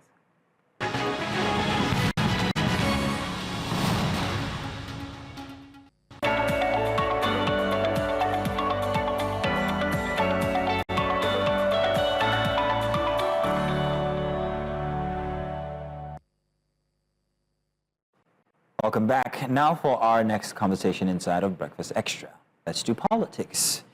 Now, with the 2027 presidential election on the horizon, the opposition, as the People's Democratic Party, the PDP, is facing profound internal discord.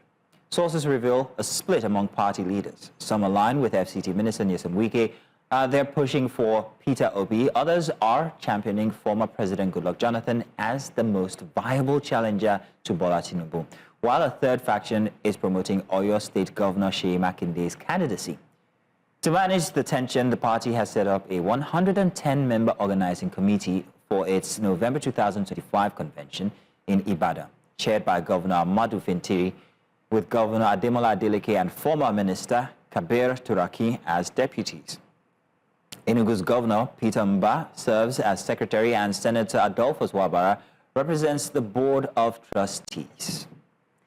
And in essence, the PDP's path to settling on a presidential candidate is anything but smooth. The party is divided along factional lines over whether Jonathan, Obi, or Makinde can best challenge the ruling party. At the same time, the organizing committee will have to navigate these divisions and deliver a credible, unified ticket. Joining us to unpack this party infighting is Otto Ugochukwu, Zonal Secretary, PDP Imo State, and George Turner, Zonal Secretary, PDP South Zone. Gentlemen, thank you for joining us this morning. Thank you very much, gentlemen. Thank you for having me. Pleasure being with you. Right. So, Arthur, let me start with you. Why do PDP leaders remain, stuck between Jonathan, Obi, and Makinde? What underlying dynamics are we looking at here? Oh, thank you very much. I do not think PDP is stuck at the moment between the 3 persons that you've mentioned. I mean, there are many more qualified potential candidates in People's Democratic Party who can stand for the election and win the election for the People's Democratic Party. And Peter Obi, as of today, is not a member of our party, People's Democratic Party. So it is some group of persons who feels that he has the clout to bring fortunes to the party that are asking him to join the party. So as we speak now, he is not a member of our party, and he is not in consideration as to whether he is going to be the flag bearer of our party, since he is not our member yet. Yeah, former President Goodluck Jonathan is our member. That's all right. Now, the division that you talked about, if any, is not caused by these 3%, particularly. I want to say that the division that you experience in the party today is as a result of the inordinate ambition of Governor Makinde, the governor of Oyo State. Inordinate in the sense that you are the executive governor of Oyo State. Your mandate is to deliver on the mandate given to you already, on trust by the people of Oyo State. So you are supposed to focus mainly to deliver that dividends of democracy to the people of Oyo State, and not to burn down the house that you have at the moment because you want to be president of Nigeria. That's going forward. Governor Makinde has been able to fan some members of discord in the party, because I have so many reasons and so many proofs to that. Take, for instance, this is very good friend, Chief Ali Odefa, who is the Deputy National Chairman, Southeast, who is not a member of our party, who has been expelled by his board, who has been expelled by the local government, who has been expelled by the state, in Ebonyi State, who has court judgments against him, barring him from being a member of the People's Democratic Party at any level, at any point in time. And the court judgment went further to say that if he, Ali Odefa, participates in anything that has to do with PDP, that meeting, that decision, that resolution is null and void ab initio. That judgment of the court was never appealed by Ali Odefa. But Governor Makinde is still posting and trying to impose him on the people of the Southeast, attending meetings of the Southeast, calling meetings when he is not a member of the party. So that's why I say that his inordinate ambition to become president is what is thinking the party as we speak. So if we will respect the court judgment, I don't know if we are going to write another constitution of Nigeria for Makinde to agree on or for him to obey. And I don't know if we are going to provide another court of law for him to be able to know that any judgment of the court, if you like, get it from Wuse Market, if you like, get it from Gariki Market, as long as it's a court of competent jurisdiction, every Nigerian is bound to obey it, including Mr. President. So when you come to this situation, you're carrying embers of discord in the party with that singular man trying to distort the position of the Southeast. Everybody begin to wonder, are you actually trying to run for president, or are you trying to make an easy way for President Bola Ahmed Tinubu to continue as a president? So that's why I made my position that the division you're seeing in the party today is not as a result of P2B joining the party, because he has not joined yet. When he joins, we'll begin to talk about him. It's not about Goodluck Jonathan being our flag bearer, because if Jonathan opens his mouth today and said, I am running for president, he has not even said it. We'll begin to discuss that. The only person that has said he wants to run for president, whose billboards at its own strategic locations across the nation today, is Governor Makinde. So he is the cut and the cross of the problem. We have in PDP. Thank you for that clarification on your stance and your position on this matter. Now, I'd like to ask George what his position is regarding this three-man race that we are seeing across dailies this morning. It was all on there. So what's your take, Mr. George?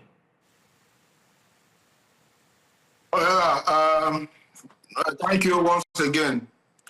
Let me thank my brother out of Gochuku for the background, of course, the foundation that he has laid.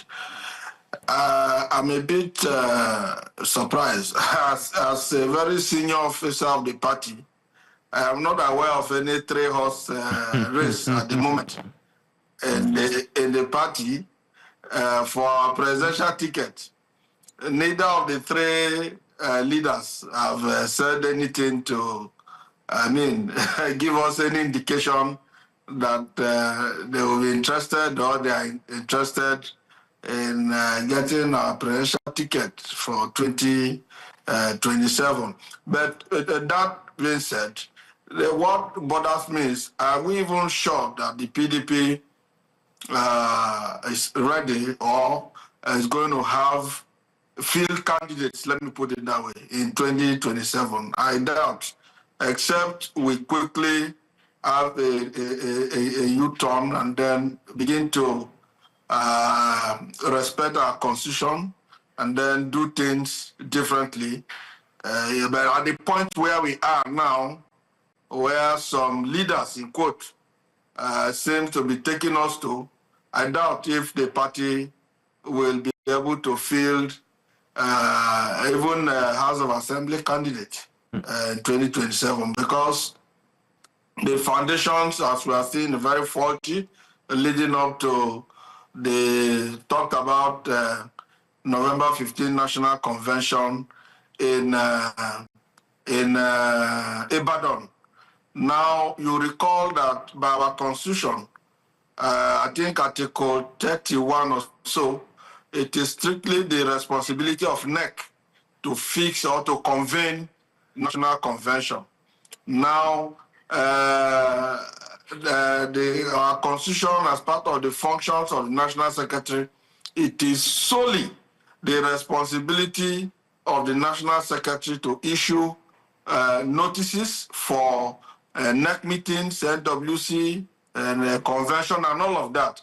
And as lawyers, we know that the notice is a necessary condition. It's a condition precedent for a valid NEC meeting, as it were. Now, the last valid NEC meeting we had as a party was the 98th NEC meeting, whose notice was duly issued by our National Secretary, Senator Samuel Anyanwu. The drama surrounding the 99th NEC meeting is known to almost all of us. That NEC meeting, which, I mean, in quote, held at the Legacy House, was not a valid NEC meeting. Notice was not issued. In fact, at the time, we were confused as to the occupant of the office of the National Secretary, despite clear and unambiguous pronouncement by the Supreme Court. Mr. Judge Turner. So notice was not issued, and that was never Mr. Judge Turner. A NEC meeting. Mr. Judge Turner, just a second. Just a second, Mr. George.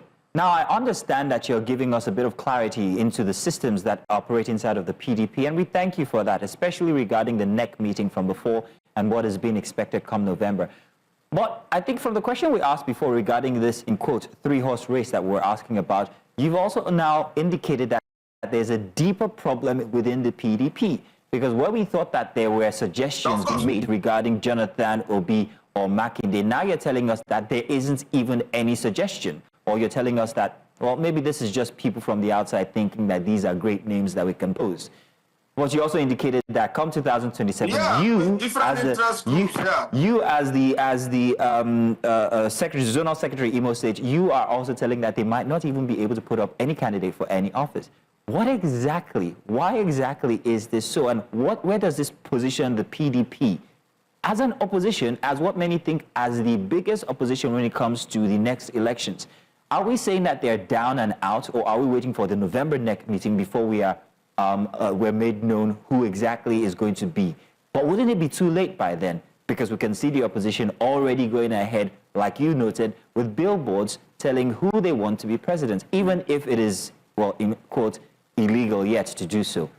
So, where is the opposition? Where is the PDP? Are they still relevant at this point? No, Mr. George, you're going to answer that, Mr. George, and I'm going to expect that Mr. Arthur. sorry about that, Arthur. I'm going to expect Arthur to also give us his take on that. But go ahead, George. Yeah, so what I'm telling you is that, look, we are at a crossroad. Just like the foundation that my brother Arthur has laid. People are allowing their ambition, personal ambition, to drive them crazy to the point of losing sight of the fact that they are putting this party to sit on a keg of gunpowder. We cannot, if we don't get our conventions right, because the next convention is elective. It's going to elect the next set of NWC leaders who will preside over party primaries.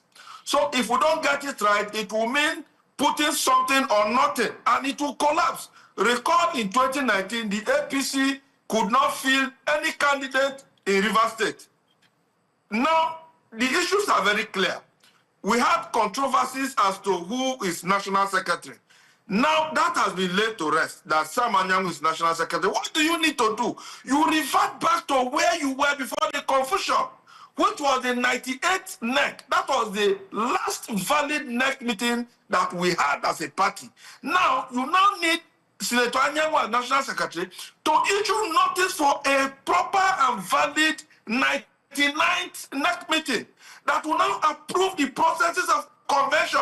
Now, we had a 99th NEC meeting that is invalid in as much as I'm concerned, and in as much as the law is concerned, because the necessary notice were not given.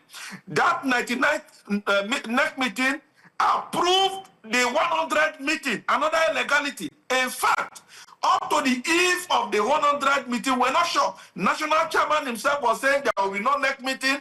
The other group are saying there will be NEC meeting. There was no notice again. So we woke up that morning and were told after meetings that all right, Mr. Turner. Meeting. All right, Mr. Turner. All right, Mr. Turner. Serious. All right, now, Mr. Turner. It was this meeting that approved all right, Mr. Turner. As convention. I would like to take Arthur's take on this issue here regarding the 98th, 99th meeting where he feels that this due process should kick off from. Mr. Arthur, what's your take on this? Like Judge Turner rightly said, please, the party knows where the problem is coming from. But this group of persons I mentioned earlier want us to believe that their wills and their desires must always be granted, whether it is lawful or not lawful. Like Turner said, the 98th NEC meeting was properly convened. Before a problem began, some governors went to INEC to ascertain whether Anyanwu was the National Secretary or not. So while they went to INEC to confirm that, the Deputy National Secretary went ahead to issue notice of NEC meeting, which was not supposed to be, which was very, very illegal for the 99th NEC meeting. And on the morning of the 99th NEC meeting, when the resolution was to be read, the acting national chairman stated categorically that what they were going to have after the caucus meeting was expanded caucus meeting, not a NEC meeting. Now, some resolutions were reached at that expanded caucus meeting, which they supposedly transmitted to 100 NEC meeting, which was duly signed by the National Secretary. So they could not have taken a resolution reached at expanded caucus meeting over to the 100 NEC meeting to interpret it and then carry it along. It's like building nothing on something or building something on nothing. So the position of the law is very clear. You go back to the status quo. You refresh the button. You go back to where the whole problem started, and then you can be able to solve the problem. One of the problems that we had leading to this problem is this ambition of some persons. Ambition. And in this country, sometimes I begin to wonder who advises these governors. Do they have advisors? Do they have people who interpret the law and tell them what the position of the law is? If they do, you cannot see a trailer coming to jam you and stand by the road and the trailer jams you. That's unfair to yourself. Even God will not forgive you. Some of us that are youth in this party are very, very angry and bitter with the kind of decisions these governors, these stakeholders, leaders are come up with. Because we know, even it is very clear to everybody that if you go this way, we are not going to have it. If you do this way, the party is in trouble. So why are you putting us in trouble? Two governors are instrumental to this. I have mentioned their names here before. But one of the governors have decided to hide away. He doesn't come to the public. He doesn't attend party functions again after he visited the INEC office. The position of the law is clear, my dear people.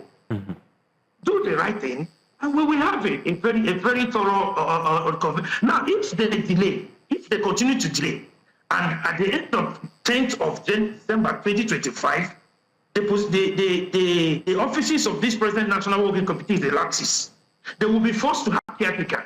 And caretaker will not conduct elections. Caretakers cannot conduct general elections. That's the angle Turner is coming from. It must be elected officers that will do the convention. And there is a timeline in this INEC timetable that you must be able to finish things at a point so that you will have your candidate done properly. Arthur, like you've mentioned, and also George has mentioned, this situation is more than meet the eye. But can you tell us what this disagreement reveal about the internal, power dynamics, especially, with the role of the figures like Nyeso Wike? Yes, what the internal dynamics is showing us now, me as a person, me as a party officer, I believe that FCT Minister Nyeso Wike has the interest of this party at heart more than these other persons that are accusing him of destabilizing the party. Because if you knew, Wike is saying do the right thing, and you're saying no, we're going to do the wrong thing that the law must take. And that's why I asked in my earlier submission, are we going to create another constitution for these governors to begin to obey? Are we going to turn this country upside down so that the likes of Governor Makinde will see that anything I say must happen? Is he truly working for the interest of this party? If yes, why are you not doing the right thing? And what is that right thing to be done? They know, we all know. From my submission, you can deduce that. Mr. George Turner, what's your take on this one now regarding Wike's involvement in all of this dispute, especially the fact that he's been accused of anti-party activities, right, and most of these have been documented. People will argue that he is playing on both sides, the APC and also the PDP. Where do you think he plays in here when it comes to the disputes and this organization that the PDP is experiencing currently? Is he helping, like Arthur has said? Does he have the party, the interest of the party at heart? The Honorable Minister for the FCT is one national leader that clearly has the interest of this party at heart, and he acts it. He doesn't pretend about it, and I tell you for free. Now, what is anti-party? Before the minister accepted the role, in this government, he wrote to the party. He wrote from the ward. He wrote to the ward, wrote to his local government, wrote to the state. I am in the zone. He wrote to us. He wrote to the National Working Committee. He has said so at several fora, and nobody has faulted that claim. And approvals were given. Go and serve your country.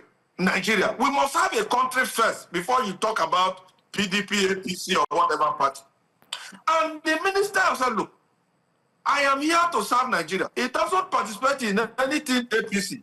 It defends the administration it serves, and that is all right. So when people talk about anti-party, I don't see it. I don't even understand where it comes from. Now, Minister Wike insists that the rule of law and due process must prevail in the affairs of the party. Is that anti-party? Let us do things correctly. Let us obey Supreme Court. For instance, in the case of National Secretary Samuel Anyanwu, let us obey the Supreme Court. Is that anti-party?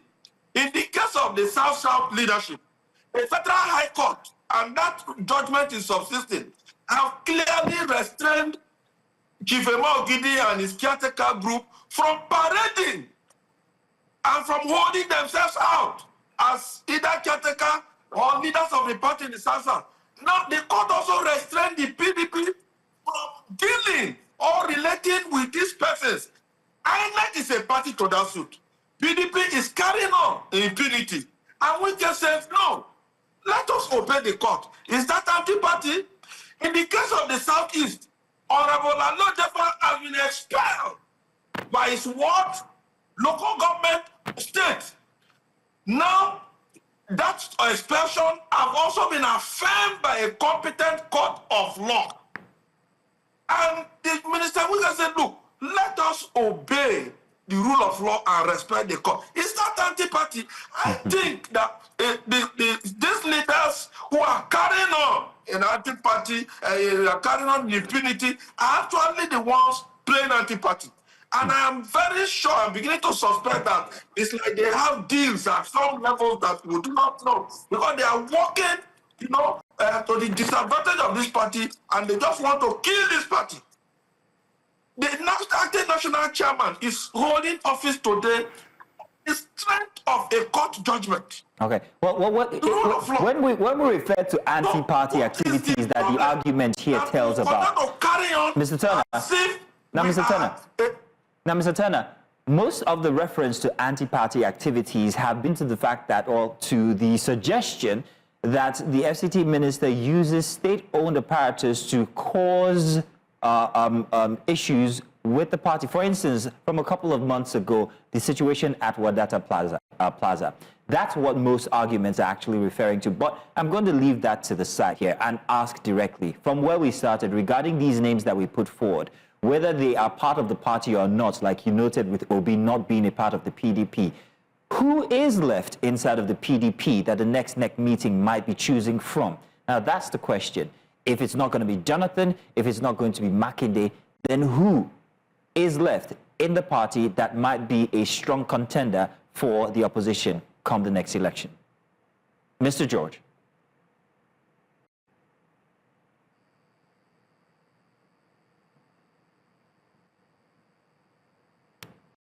I don't know if George...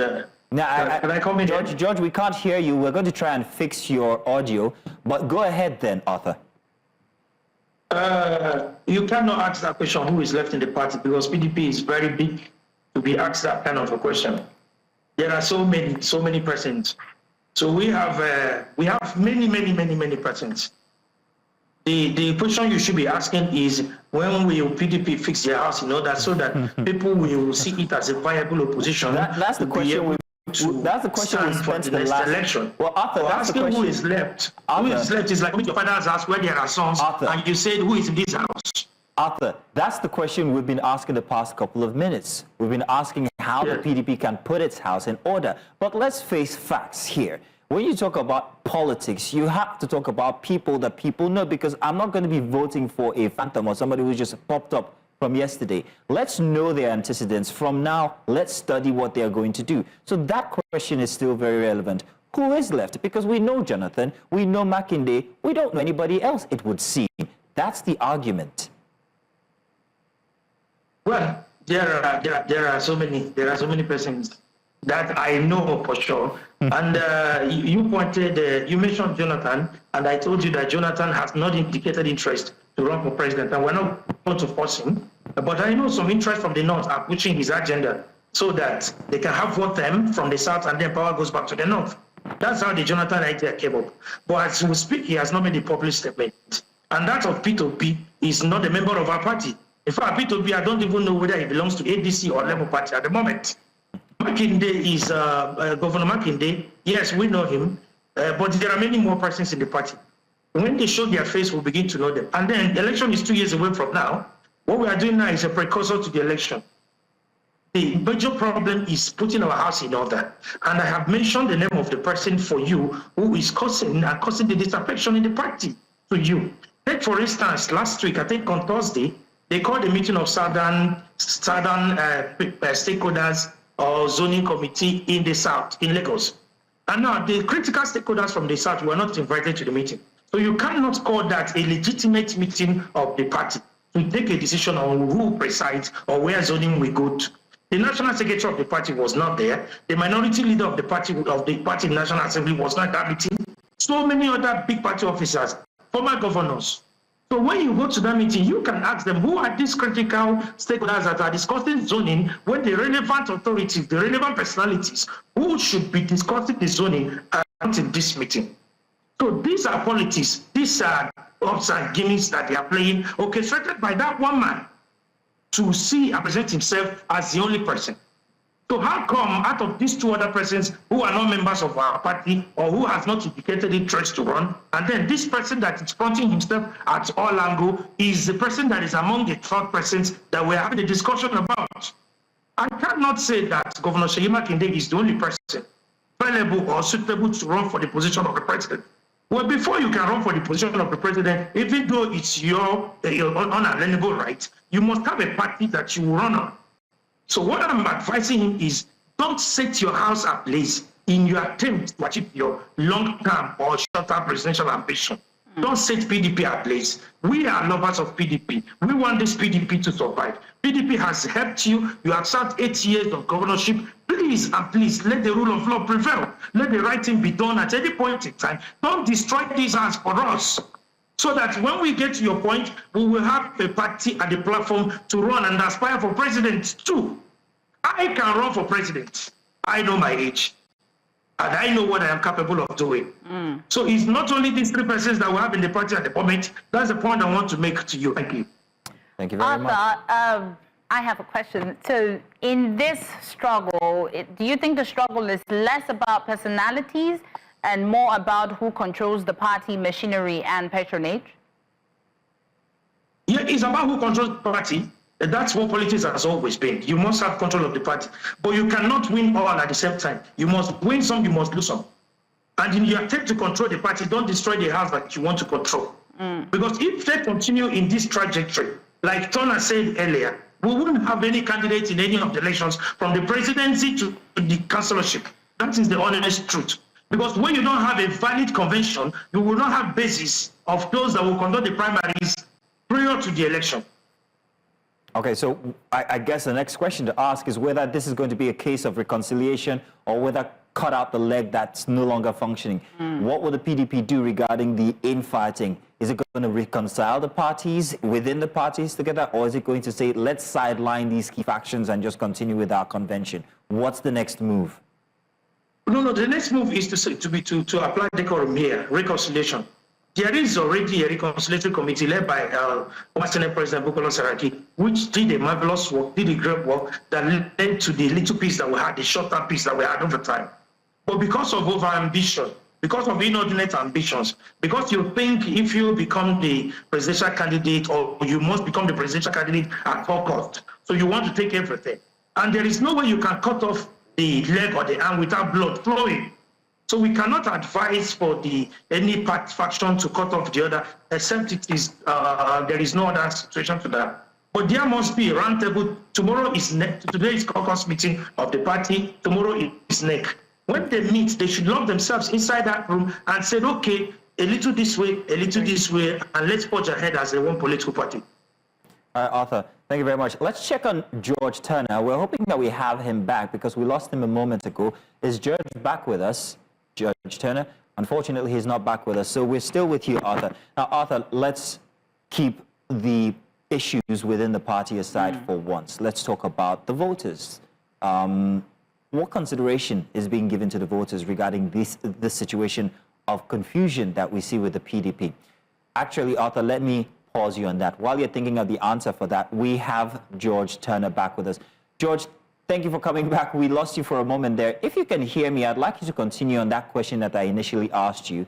And I had asked, who is left within the PDP for consideration as a candidate come 2027? George.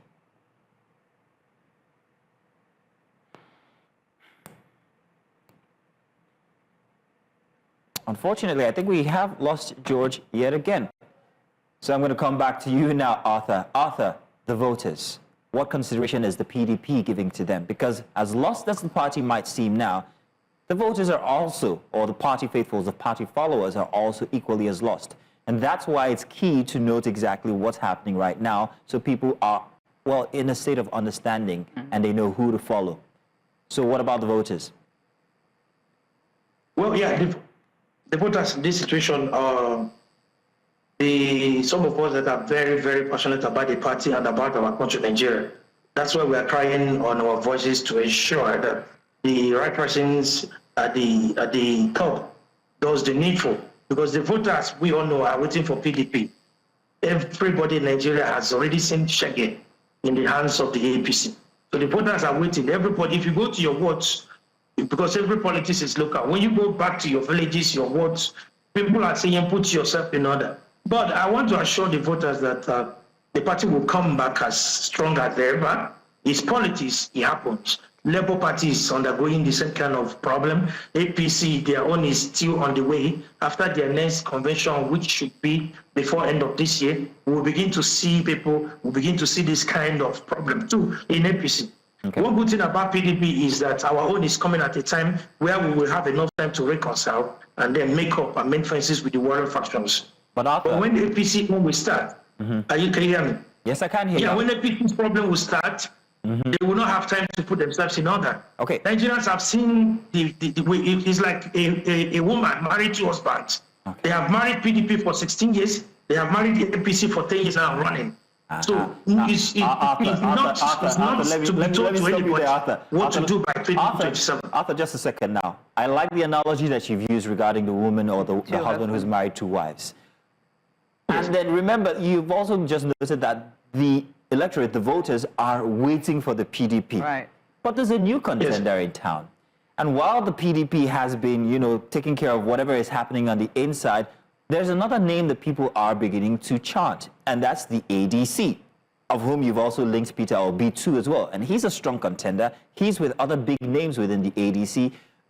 So do you really still think that the people, the voters, the electorate are waiting for the PDP to put its house in order before they make a choice? Do you not think that they're already singing another anthem of the ADC? Where are they singing the anthem? There is no ADC. There is no office of any ADC anywhere. ADC is an association of disgruntled or displaced comrades.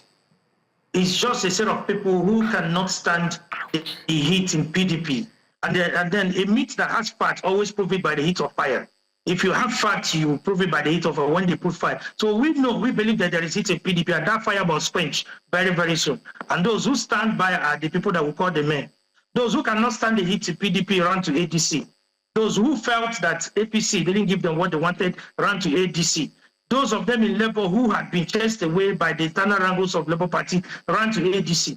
So it's not a political party.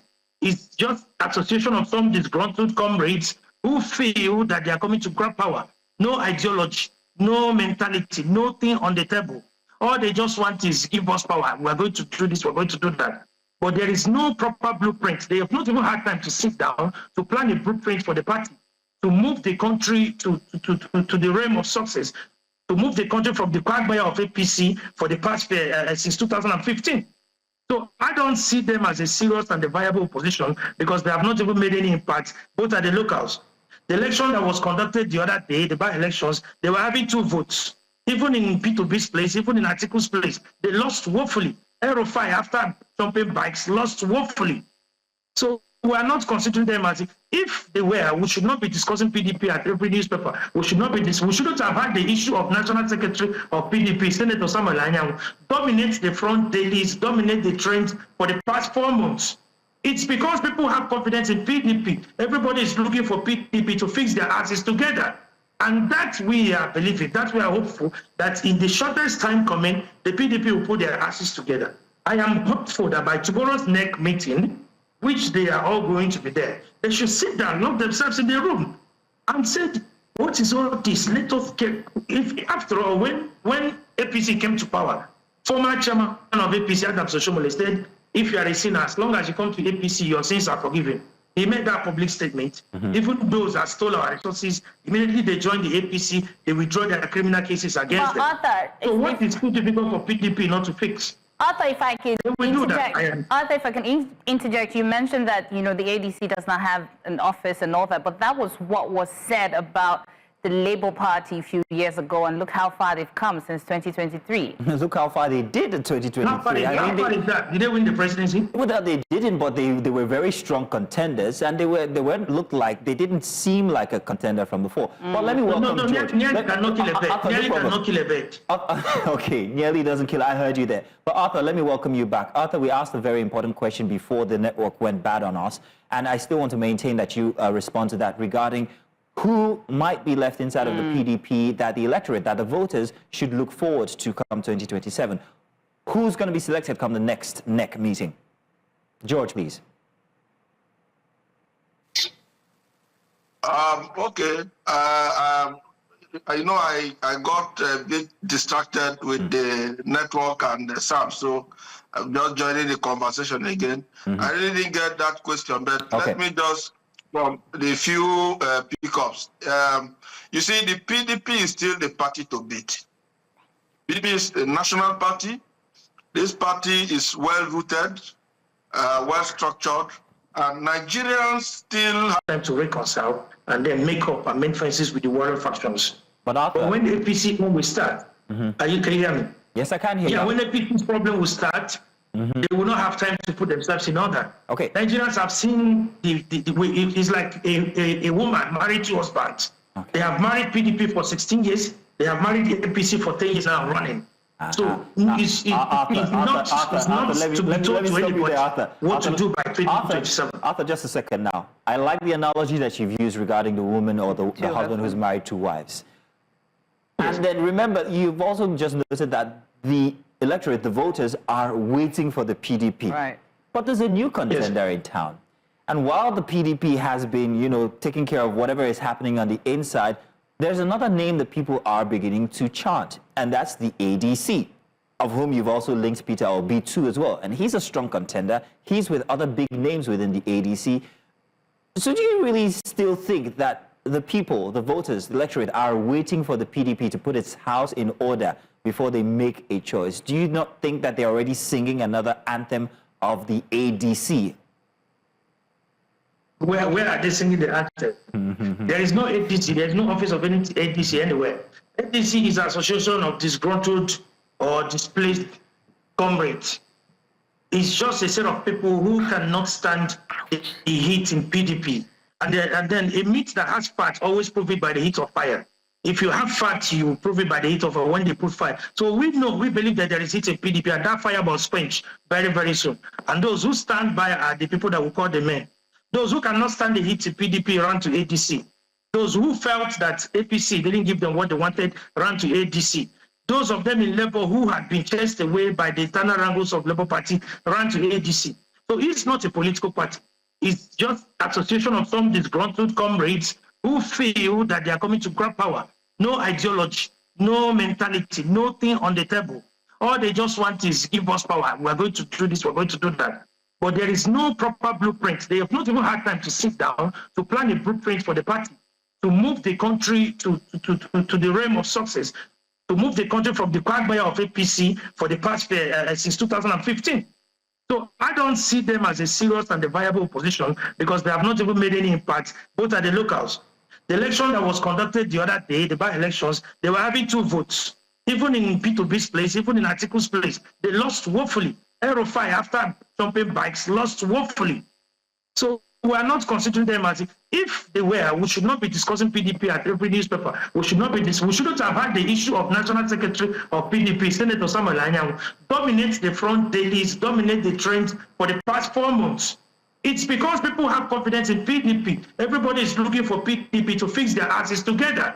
And that we are believing, that we are hopeful, that in the shortest time coming, the PDP will put their asses together. I am hopeful that by tomorrow's NEC meeting, which they are all going to be there, they should sit down, lock themselves in the room, and say, what is all this? Let us get, after all, when APC came to power, former chairman of APC, Adam Soshomole, said, if you are a sinner, as long as you come to APC, your sins are forgiven.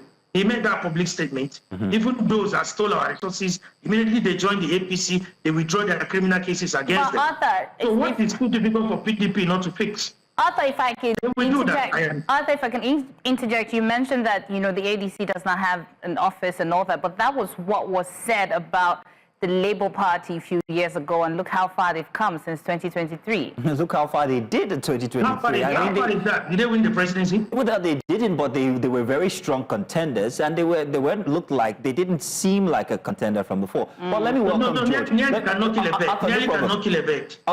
Okay, nearly doesn't kill. I heard you there. But Arthur, let me welcome you back. Arthur, we asked a very important question before the network went bad on us, and I still want to maintain that you respond to that regarding who might be left inside of the PDP that the electorate, that the voters should look forward to come 2027. Who's going to be selected come the next NEC meeting? George, please. Okay. I got a bit distracted with the network and the SAP, so I'm just joining the conversation again. I really didn't get that question, but let me just from the few pickups. You see, the PDP is still the party to beat. PDP is a national party.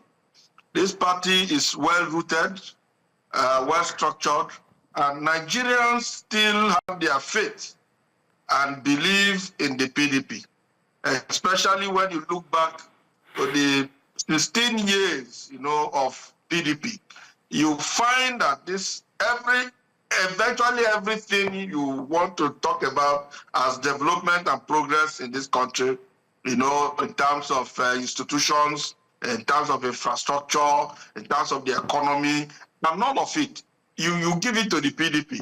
Don't forget that the PDP have also served as a nurturing and breeding ground for leadership.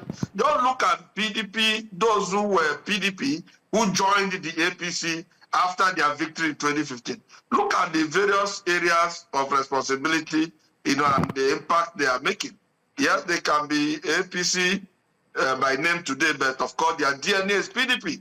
So all we need to do is to get our acts together and get this party, moving. So don't disappoint Nigeria. You see the little progress the Labour Party made in 2023 was because of the inability of PDP, to do things right and, give Nigerians that alternative platform. And that is what they are doing again. We're approaching 2027, the same politics, the same game, the same style, the same destructive tendencies, right? Constitution is clear. We have our zoning understanding to the right, to the left. You're right. In 2023, it was clearly the turn of the South to produce the presidential candidate. But you saw the manipulations. And because PDP was not ready, Labour Party became, just imagine that a party from nowhere. So, for a moment, just think of it that PDP were able to pull themselves together in 20.